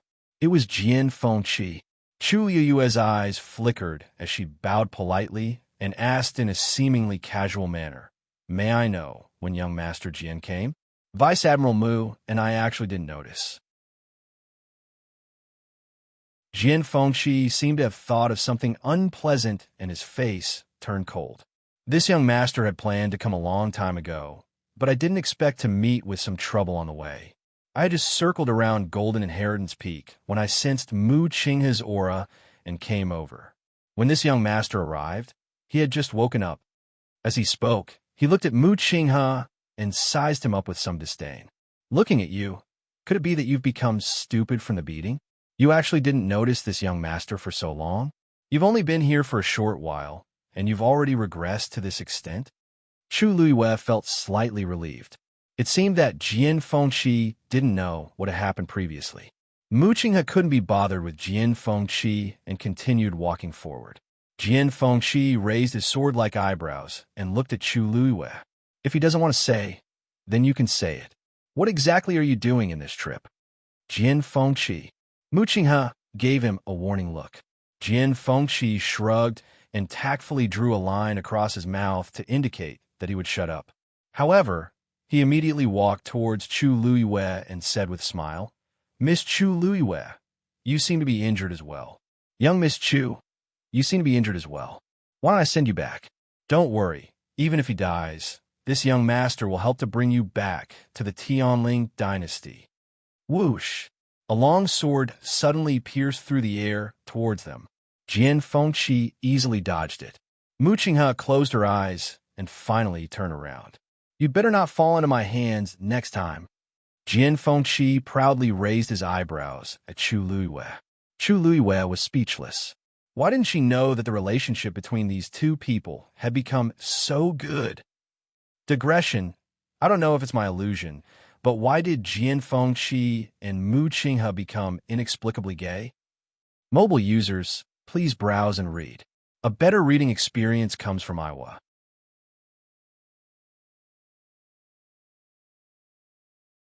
Chapter 413. In the forest, the three of them walked forward in silence, and the atmosphere was inexplicably awkward. Mu Qing's face didn't look good from the start, and she looked like a moving, human-shaped iceberg. Jian Fengqi was focused on thinking about how to get information from Mu Qing and Chu Luiyue. As for Chu Luiyue, she was trying to recall when the two of them had crossed paths. When exactly did it begin? In her previous life, her relationship with Jian Fengqi was definitely not good. She couldn't stand Jian Fengqi's unrestrained behavior, and Jian Fengqi laughed at her for being old-fashioned. In short, almost every time they met, it would end in an unpleasant mess. As for Mu Qing, he either followed her around or was handling military matters. He rarely interacted with anyone else, let alone Jian Fengqi. Sometimes, when Jian Fengqi was too arrogant, Mu Qinghe would take the initiative to ask to teach him a lesson. However, Chu Luo stopped him most of the time. It wasn't that she didn't want to do it, but she was purely worried that Mu Qinghe wouldn't be able to control himself and would kill him. Jian Fengqi had a high status, and it would be quite troublesome if he were to die. I didn't expect the two of them to become friends after I died for more than a year. It was also very obvious that they trusted each other. She was certain that the two of them had not communicated much before this. She wondered what had happened in the past year or so after her death. But Chu Luo thought about it again. I don't even know how Mu Qinghe betrayed me, so it's normal that I don't know about these things. Thinking of this, she lost interest as she curled her lips in self-mockery and threw this thought to the back of her head. Suddenly, Jian Fengqi thought of something and curiously asked, "Oh, right. Miss Chu, your fiancé, Prince Li, seems to be here too. Didn't you see him?" In the Imperial Mausoleum, there was dead silence in the dark and narrow tunnel. After Elder Yi spoke, Emperor Jiawen and Rongjin were shocked as they looked in that direction in unison. There were actually two more people here. Seeing that the other party didn't respond, Mr. Yi said casually, "Looks like he's an acquaintance. That's why he doesn't want to show himself." Then he looked at Rongjin. "Who did you come to Golden Inheritance Peak with?" Rongjin's heart sank, and he instinctively denied it. I came by myself." His whereabouts had already been exposed, and he already had a guilty conscience.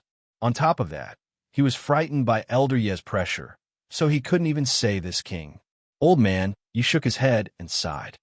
"Your Highness, are you still not willing to admit it at a time like this? Do His Majesty and I look so gullible?" Rongjin guiltily looked down, clenched his teeth, and felt very conflicted. Who could it be that followed him in? Only Situ Xingqian came with him. However, he had previously told her to wait outside, and Situ Xingqian had also agreed. It was fine if it wasn't her, but if it really was her, she would definitely be implicated. At that moment, Situ Xingqian's previous words suddenly surfaced in Rongjin's mind. "Your Highness, you mustn't let outsiders know that Xingqian helped you. This way, even if His Majesty finds out that something is amiss, Xingqian can think of ways to help you out. After all, my father is still around. But if I'm also implicated, father won't be able to say anything. Anyway, you must be careful." Rongjin actually felt that it made sense. Now that mother was dead, and he was in such a predicament, the only person he could rely on was Situ Xingqian. "I did come here alone," said Rongjin with clenched teeth. Elder Yi looked at Rongjin and felt that he was hopeless. Emperor Jiawen sneered. "Really? You can escape from Crown Prince Mansion on your own and come here secretly?" Rongjin's face flushed red, but he still refused to say anything. Elder Yi couldn't be bothered to say anything else to him as he said to the two people hiding in the dark, "If you're still unwilling to come out, we can fight."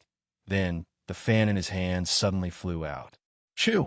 An air-piercing sound was heard. A sharp gust of wind swept in that direction in an instant. Hong! An equally strong force went up against it. The two forces harshly clashed against each other. The entire tunnel shook. A ball of white smoke suddenly spread out rapidly.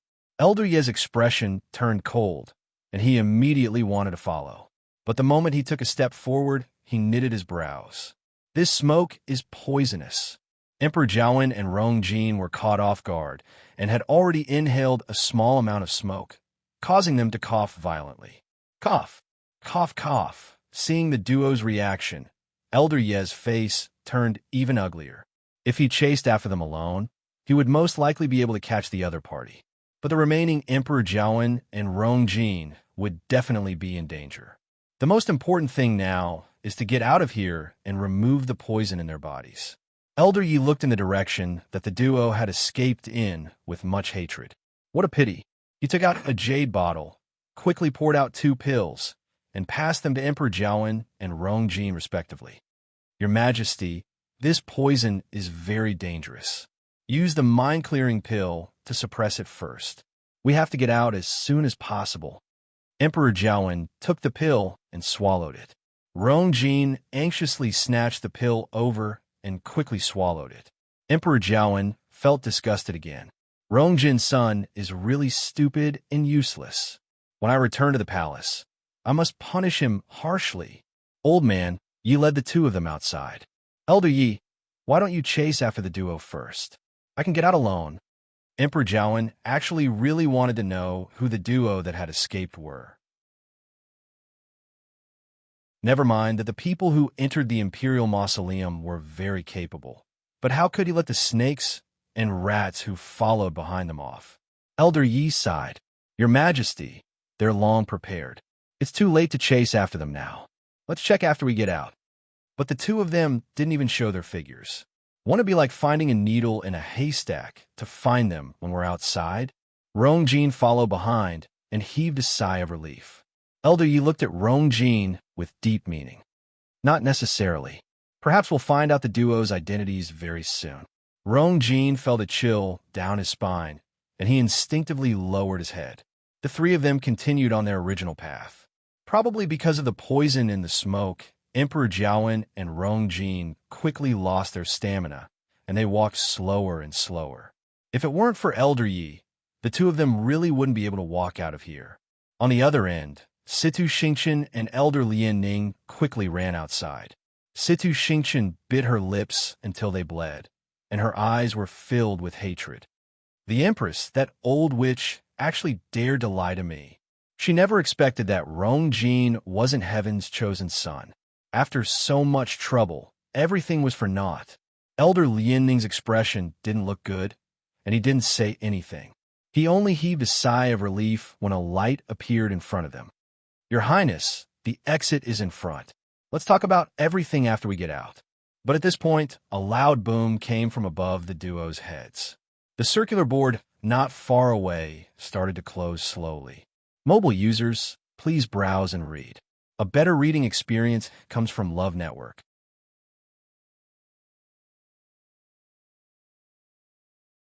Chapter 414.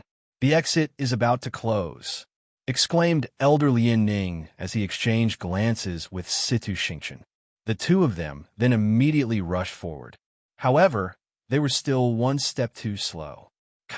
Just as the two of them were about to take a step forward, the circular plate slowly but firmly closed. All the light was instantly blocked outside. The duo's vision turned pitch black again. Situ Xingqian used all her strength to push the stone wall, wanting to open it again. But no matter how much strength she used, the circular plate didn't move at all. This thing is closely connected to the entire mausoleum. It's impossible to open it with brute force. You can't use brute force, said Elder Lian Ning with a solemn face. Then what should we do? Won't we be trapped here? Situ Xingqian anxiously looked at him. Even you can't do anything. Elder Lian Ning stepped forward, placed his hand on the surface, and carefully felt it. After a while, he slowly shook his head. Unless we have the key, Situ Xingqian's heart sank. Doesn't that mean that only Emperor Jiawen and the rest have the chance to open it?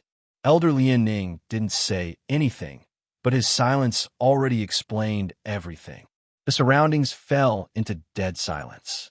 Situ Xingqian harshly hammered the surface and clenched her teeth. The duplicate key we took from the Empress is in Rongjin's hands, but he didn't even use it. If I knew earlier, I would have kept it. After going back and forth for so long, I didn't expect it to be all for naught in the end. To think that I pretended to be obedient to Rongjin for so long. When she recalled all those scenes, she was so disgusted that she wanted to vomit. Elder Lian Ning sighed and tried to persuade her. Who would have expected such a thing? Your Highness, don't waste your time and energy on such a person. It's not worth it to be angry over him. Actually, let alone you, even His Majesty. Situ Xingqian bit her lips tightly. Father carefully planned this for so long. If he knew that all of this was just a scam and that Rongjin wasn't the so-called Heaven's Chosen Son, he would be so angry. The Heaven's Chosen Son is clearly someone else, but based on what I see, Rongjin should have only found out today. If I didn't guess wrongly, the Empress should have made a mistake from the start, said Elder Lian Ning in deep thought. Situ Xingqian was previously in a fit of anger, but now that she had calmed down and thought about it carefully, there was really such a possibility. The Empress has painstakingly prepared for so many years. She must have treated Rongjin as heaven's chosen son. She knew what the Empress looked like before she died. The Empress must not know about this. She got off easy, muttered Situ Xingqian indignantly. If the Empress knew that all her hard work over the years was just a joke, how would she react? Unfortunately, she had killed her after she had obtained the duplicated key. The sooner she dies, the sooner she could be reincarnated. If she continues to live, she will definitely cause a lot of trouble. His Highness' decision was correct, Elder Lian Ning said. However, this did not make Situ Xingqian feel any better. But we can't get out of here if they catch up with us. Before he could finish speaking, a biting cold aura suddenly came from behind him. Elder Lian Ning's expression hardened, and he immediately stood in front of Situ Xingqian. Counterattack at the same time. Boom! A ball of flame suddenly ignited. Elder Lian Ning's eyes narrowed. There was actually a spark hidden in Elder Ye's force. When the two parties' forces clashed, it immediately ignited. The fire crazily danced and lit up the surroundings like it was daytime. Elder Yi and the others finally saw the appearance of the two people standing in front of them.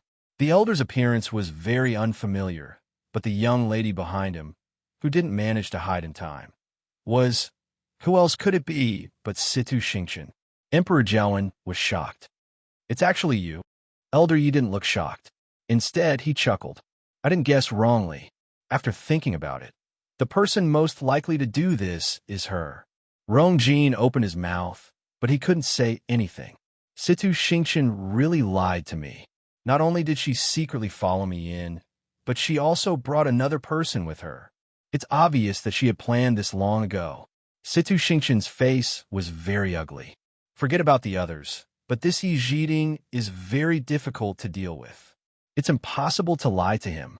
Both parties fell into an eerie silence, and the atmosphere was tense. At this point, the sound of something moving could be heard. Situ Xingqian instinctively turned around, and her eyelids harshly twitched.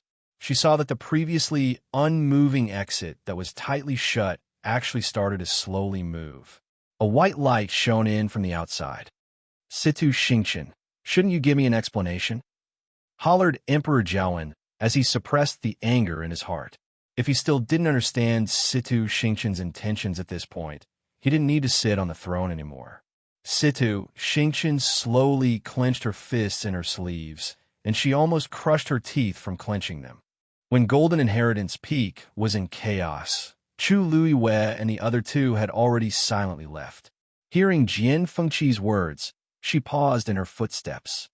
You're saying that wrong. Princely also came? Jian Fengqi's lips curved up into a sinister smile.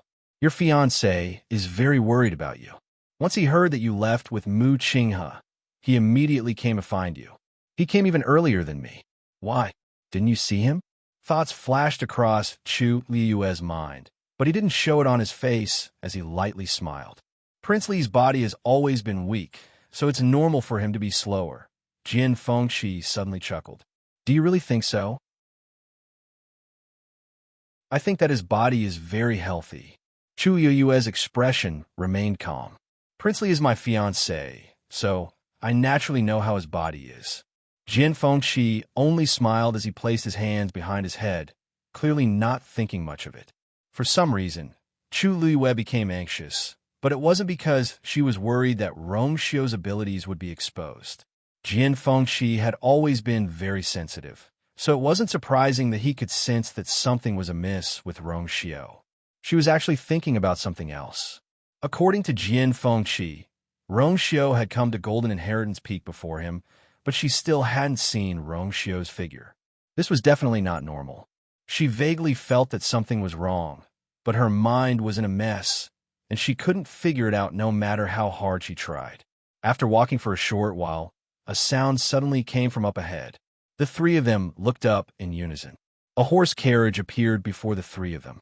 Chu Luiwei immediately saw Yu Imo sitting at the front of the carriage. That was the carriage of Prince Li's residence. Her heart suddenly rose to her throat as she stared at the curtain of the carriage. Imo saw her and immediately jumped down from the carriage in joy. Miss Luyu, You really are here? Chu Yue's eyes flickered as she asked. Where's His Highness? A fair and slender hand with distinct joints suddenly reached out from behind the curtain and gently lifted it. A noble, graceful, and incomparably enchanting face appeared before her eyes. He looked at her with a smile, his eyes clear and deep like the stars in the night sky, causing one to sink into them. This prince is here.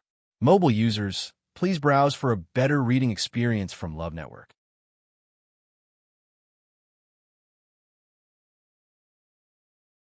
Chapter 415.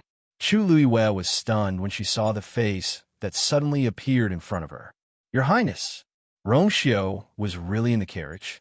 Rong Xiu sized her up without batting an eyelid. He frowned when he saw her messy and dirty appearance. Are you injured? Chu Luiyue shook her head. Don't worry, Your Highness. I'm not injured. The one who's injured is Vice Admiral Mu. Rong Xiu seemed to have just noticed the presence of the two men beside her.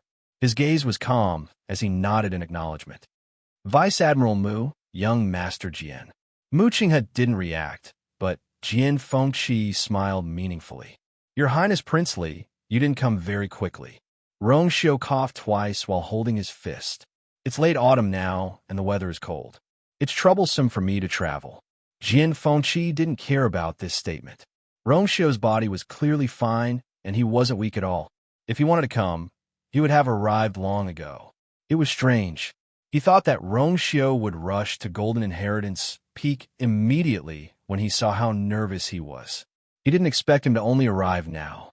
He didn't know what Rong Xiu was doing. However, there was no conflict of interest between them. Moreover, Jian Fengqi was a little afraid of Rong Xiu, so he didn't say anything. Chu Luiyue walked towards Rong Xiu. When she passed by Yuemo, she glanced at him lightly. Your Highness hasn't recovered yet. Why didn't you give him a hand warmer? Although the voice was faint, it sent a chill down Yuemo's spine. This subordinate knows his mistake. His Highness had always claimed that he was sick. Every time he went out, he would be fully armed. However, he came out in a hurry today and forgot about this. Besides, in this weather, there was no need for a hand warmer. Yuemo thought to himself, but he didn't dare to show it on his face. He quickly stepped back respectfully. Chu Luiyue walked to the side of the carriage. How is His Highness? Rong Xiu coughed softly. It's fine. Chu Luiyue nodded in relief. That's good. If His Highness had relapsed because of looking for me, then you would feel very guilty. Jian Fengqi, who was standing behind them, was stunned when he heard their conversation. The corners of his mouth twitched. What were these two people doing? Everyone present could tell that Rong Xiu was pretending to be sick, but the two of them were acting so seriously. Weren't they too into the role? Rong Xiu stretched out his hand. Come up. Chu Luiyue gently nodded and placed his hand on the other's palm. With a light leap, they boarded the carriage. Rong Xiu then looked at Jian Fengqi and Mu Qinghe. This prince has been out for too long today. I'm not feeling well, so I'll take my leave first. Chu Luiyue, who had just sat down in the carriage, paused and quickly glanced at him. Rong Xiu didn't seem to intend to let Mu Qinghe and Jian Fengqi leave with him. Jian Fengqi's mouth twitched even more. What did you say? Are you going to leave both of us here? Rong Xiu raised his eyebrows and smiled gently. Young Master Jian and Vice Admiral Mu are of noble status. It's beneath your dignity to sit in this prince's carriage. This time, even Chu Luiyue couldn't bear to listen anymore. He covered his mouth and coughed. Your Highness, Vice Admiral Mu is injured. It's more convenient to bring him back. Rong Xiu's smile deepened. However, Chu Luiyue suddenly felt that the surrounding air had turned cold. If Vice Admiral Mu doesn't mind, then this prince would be more than happy to. Mu Qinghe, on the other hand, frowned and walked in another direction. Jian Fengqi was surprised and hurriedly followed. Hey, why are you leaving? Mu Qinghe's eyes seemed to be covered with a layer of frost as she walked forward without saying a word. Why are you acting so smug now? Before Jian Fengqi could finish speaking, he suddenly thought of something and stopped. Then, he rubbed his eyebrows helplessly. I really don't know what kind of sins this young master committed in his previous life to have met a master and servant pair like you in this one. Mu Qinghe paused and looked at him coldly. His eyes contained a shocking, murderous intent. Even if I'm injured now, killing you is as easy as flipping my hand. Jian Fengqi immediately took a step back and stared at him warily. I'm telling you, I'm here to help you today. Don't bite the hand that feeds you. As soon as he finished speaking, Mu Qinghe suddenly raised his hand. A ball of green flame quickly flew out from his palm. It went straight for Jian Fengqi's face. Jian Fengqi immediately put his hands in front of him to block it. At the same time, a barrier flashed in front of him, blocking the green flame outside. Even so, he was still hit by the terrifying force, and his feet sank deep into the ground. Jian Fengqi couldn't help but curse. You're serious? Didn't I just say master and servant? Didn't I just say bite the hand that feeds you? He didn't do it on purpose. What's more, how long ago was that? When was there need to mind? What's more hateful is that this guy is already injured to this extent, but his combat strength is still so strong. Jian Fengqi didn't know how many times he sighed in his heart. This guy's years of training in the army weren't in vain. Once he makes a move, he's going to kill someone. Mu Qinghe's vision turned black. He staggered and almost fell to the ground. His body couldn't take the sudden use of his force because of his serious injuries. But he still clenched his teeth and walked forward with a pale face, letting the wounds on his body tear open and drip blood. Jian Fengqi followed him with a headache. Fine. It's a slip of the tongue. My fault. It would be inappropriate if he really angered Mu Qinghe to death. Seeing the two's figures gradually disappear, Rongxiu finally put down the curtain. Back to Prince Li's mansion. Yes, Mo replied and jumped back into the carriage, waving the long whip in his hand. Giddy up. The wheels started rolling, and the carriage went in another direction. Rongxiu retracted his gaze and saw Chu Luiyue sitting opposite him in a daze. His gaze deepened. Yua. After calling her twice, Chu Luiyue finally came back to her senses. What's wrong? Rongxiu's expression remained calm as he lightly asked, Why? What are you thinking about? Nothing. Chu Luiyue shook her head and looked away. In fact, when she saw Jian Fengqi and Mu Qinghe arguing, she suddenly remembered something. Mu Qinghe didn't take the carriage. As for the reason, in fact, it was because there was once when they traveled together and took two carriages for convenience. In the end, they were ambushed halfway. Mu Qinghe was in the other carriage, so he couldn't rush to her side immediately. At that time, she was only slightly injured, but Mu Qinghe knelt outside the palace for a day and a night to confess his sins. Since then, he didn't take the carriage anymore. Rongxiu suddenly held her hand. Chu Luiyue was startled and looked up at Rongxiu. The two looked at each other. Her heart skipped a beat, and she slowly said, Actually, I was thinking, Your Highness, why did you come so late today? Mobile users, please browse for a better reading experience from Love Network.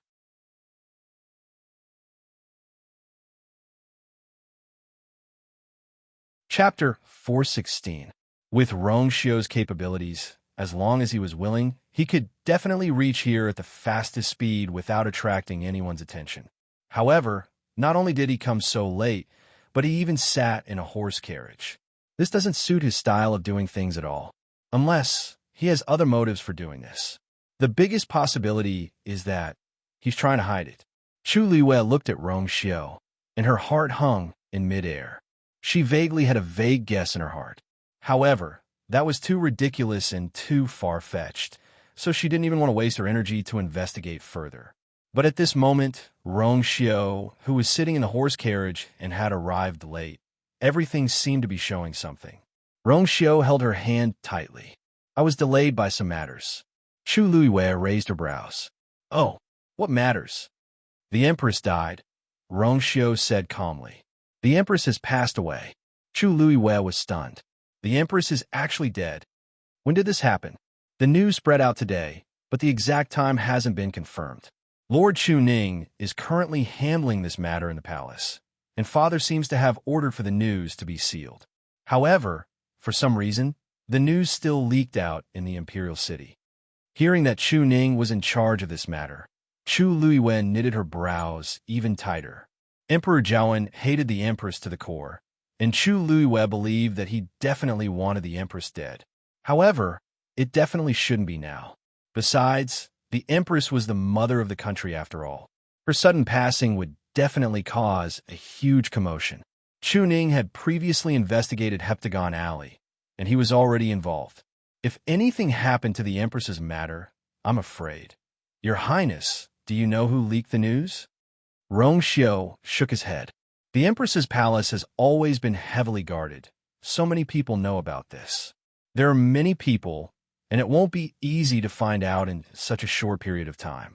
I've already sent people to suppress the news, but it won't drag on for long. Chu Luiwen nodded in understanding. There is no such thing as an impenetrable wall in this world, let alone such shocking news. Why did the Empress leave so suddenly? Emperor Zhaowen put her under house arrest to prevent her from doing anything overboard. On the other hand, he wanted to keep her alive. There were many things that had yet to be investigated, but she had suddenly died. It was really strange. It seems it has something to do with Third Brother. Rong Xiu's expression was subtle. It is said that he was the last person to see the Empress. Not long after he left, the Empress died. Chu Luiwen narrowed his eyes. Does your Highness mean that someone wants to frame his Highness? Rong Xiu's thin lips curved slightly, and there seemed to be a galaxy swaying in his deep eyes. You has always understood me the best. Chu Luiwen suddenly tilted his head and asked with great interest. Then does your Highness know what I'm thinking right now? Rong Xiu narrowed his eyes. Chu Luiwen held his hand and leaned forward. The two of them were very close, and they could hear each other's breathing. She could even see her small figure reflected in Rong Xiu's eyes. Mooching up brought me to Golden Air Peak's Imperial Mausoleum today. Guess who I met inside? Rong Jin. Rong Xiu smiled and wasn't surprised. He did leave Crown Prince Mansion today. Chu Luiwen wasn't surprised that Rong Xiu knew about this. After experiencing so many things, she had long realized that Rong Xiu was even more mysterious and powerful than she thought. But do you know why he came to the Imperial Mausoleum? Because he thought he was heaven's chosen son. When Chu Luiwen said the last few words, she slowed down. Actually, he knew about this long ago, but he came to the Imperial Mausoleum today. At first, I didn't understand why, but I understood when I heard you say that the Empress had passed away. I think Rong Jin suddenly found out something after the Empress died, so he didn't hesitate to go against His Majesty's orders and secretly came here. But, according to my observations, he's heaven's chosen son, and he doesn't seem like much. On the other hand, the other person I met, he's very familiar with the Imperial Mausoleum. Rong Xiu raised his brows. Oh, Chu Luiwen looked at him as if she wanted to see through the ripples in the deepest part of his eyes. That person is as capable as you. He's even comparable to Mu Qing'e. It's a pity. I didn't see what he looked like. Chu Luiwen said in a seemingly smiling manner. I don't know why, but that person doesn't seem willing to let me see his face. Your Highness, don't you think it's weird? Rong Xiu looked calm, and he was about to speak when a strong aura rapidly approached from outside. The horse suddenly whinnied and raised its front hooves. Mo immediately pulled the reins and forcefully stabilized it.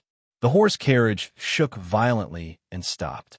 Chu Luiwen knitted her brows, and she was about to take a look when her body fell forward due to inertia. Rong Xiu grabbed her slender waist. The two of them switched positions. Bang! A grunt was heard. Chu Luiwen felt that she had bumped into something. When she opened her eyes, she realized that Rong Xiu had fallen down and she was lying in his arms. There were only a few layers of clothes between the two of them. Chu Luiwen could hear his strong heartbeat and even clearly feel his body temperature. She was about to speak when Rong Xiu's finger suddenly landed on her lips. The moment they touched, the two of them were dazed. Actually, the two of them had slept on the same bed many times before, but for some reason, in this small and enclosed space, such proximity gave rise to an ambiguous feeling. Rongxiu almost instinctively used his fingertips to gently rub against her lips. It was unbelievably soft. His gaze instantly darkened. Chu Yuyue's heart skipped a beat, and she quickly got up. Rongxiu sighed softly in his heart, but he did not show it on his face. He propped himself up and lifted the curtain with one hand. Chu Yuyue's gaze turned and followed his line of sight. She saw a familiar figure standing not far from the horse carriage. Seeing that person's face, Chu Luyue exclaimed, "Second Master Yin, why are you here?" The person who came was actually Yin Ge. Seeing Rongxiu beside Chu Luyue, Yin Ge inexplicably shuddered. Why was there a murderous intent? The warm and eager smile on his face froze. "Miss Luyu, that? Our first master said that he had something to do today and left first. The previous agreement still stands. When the time is right, he will naturally come and find you. Please don't worry." Chu Luyue was stunned. "Your first master has already left?" Yin Ge nodded. "Yes, I just sent the first master off and rushed over to see you." Chu Yuyue's brows furrowed slightly. Could it be that her previous guess was wrong? Rongxiu leaned back, his tone languid. "So we not only met an unexpected person in the Imperial Mausoleum, but also had an appointment with him? Digression. Husband and wife drama. Mobile users, please browse and read. A better reading experience comes from Love Network. You're tuning into the Romance Rendezvous YouTube channel. We're so grateful for your support, and don't forget to subscribe to join us on this incredible journey through captivating stories. Your generosity through donations truly makes a world of difference, as it's the primary source of revenue that allows me to expand and enhance this channel for you. Thank you from the bottom of my heart for being a part of this adventure.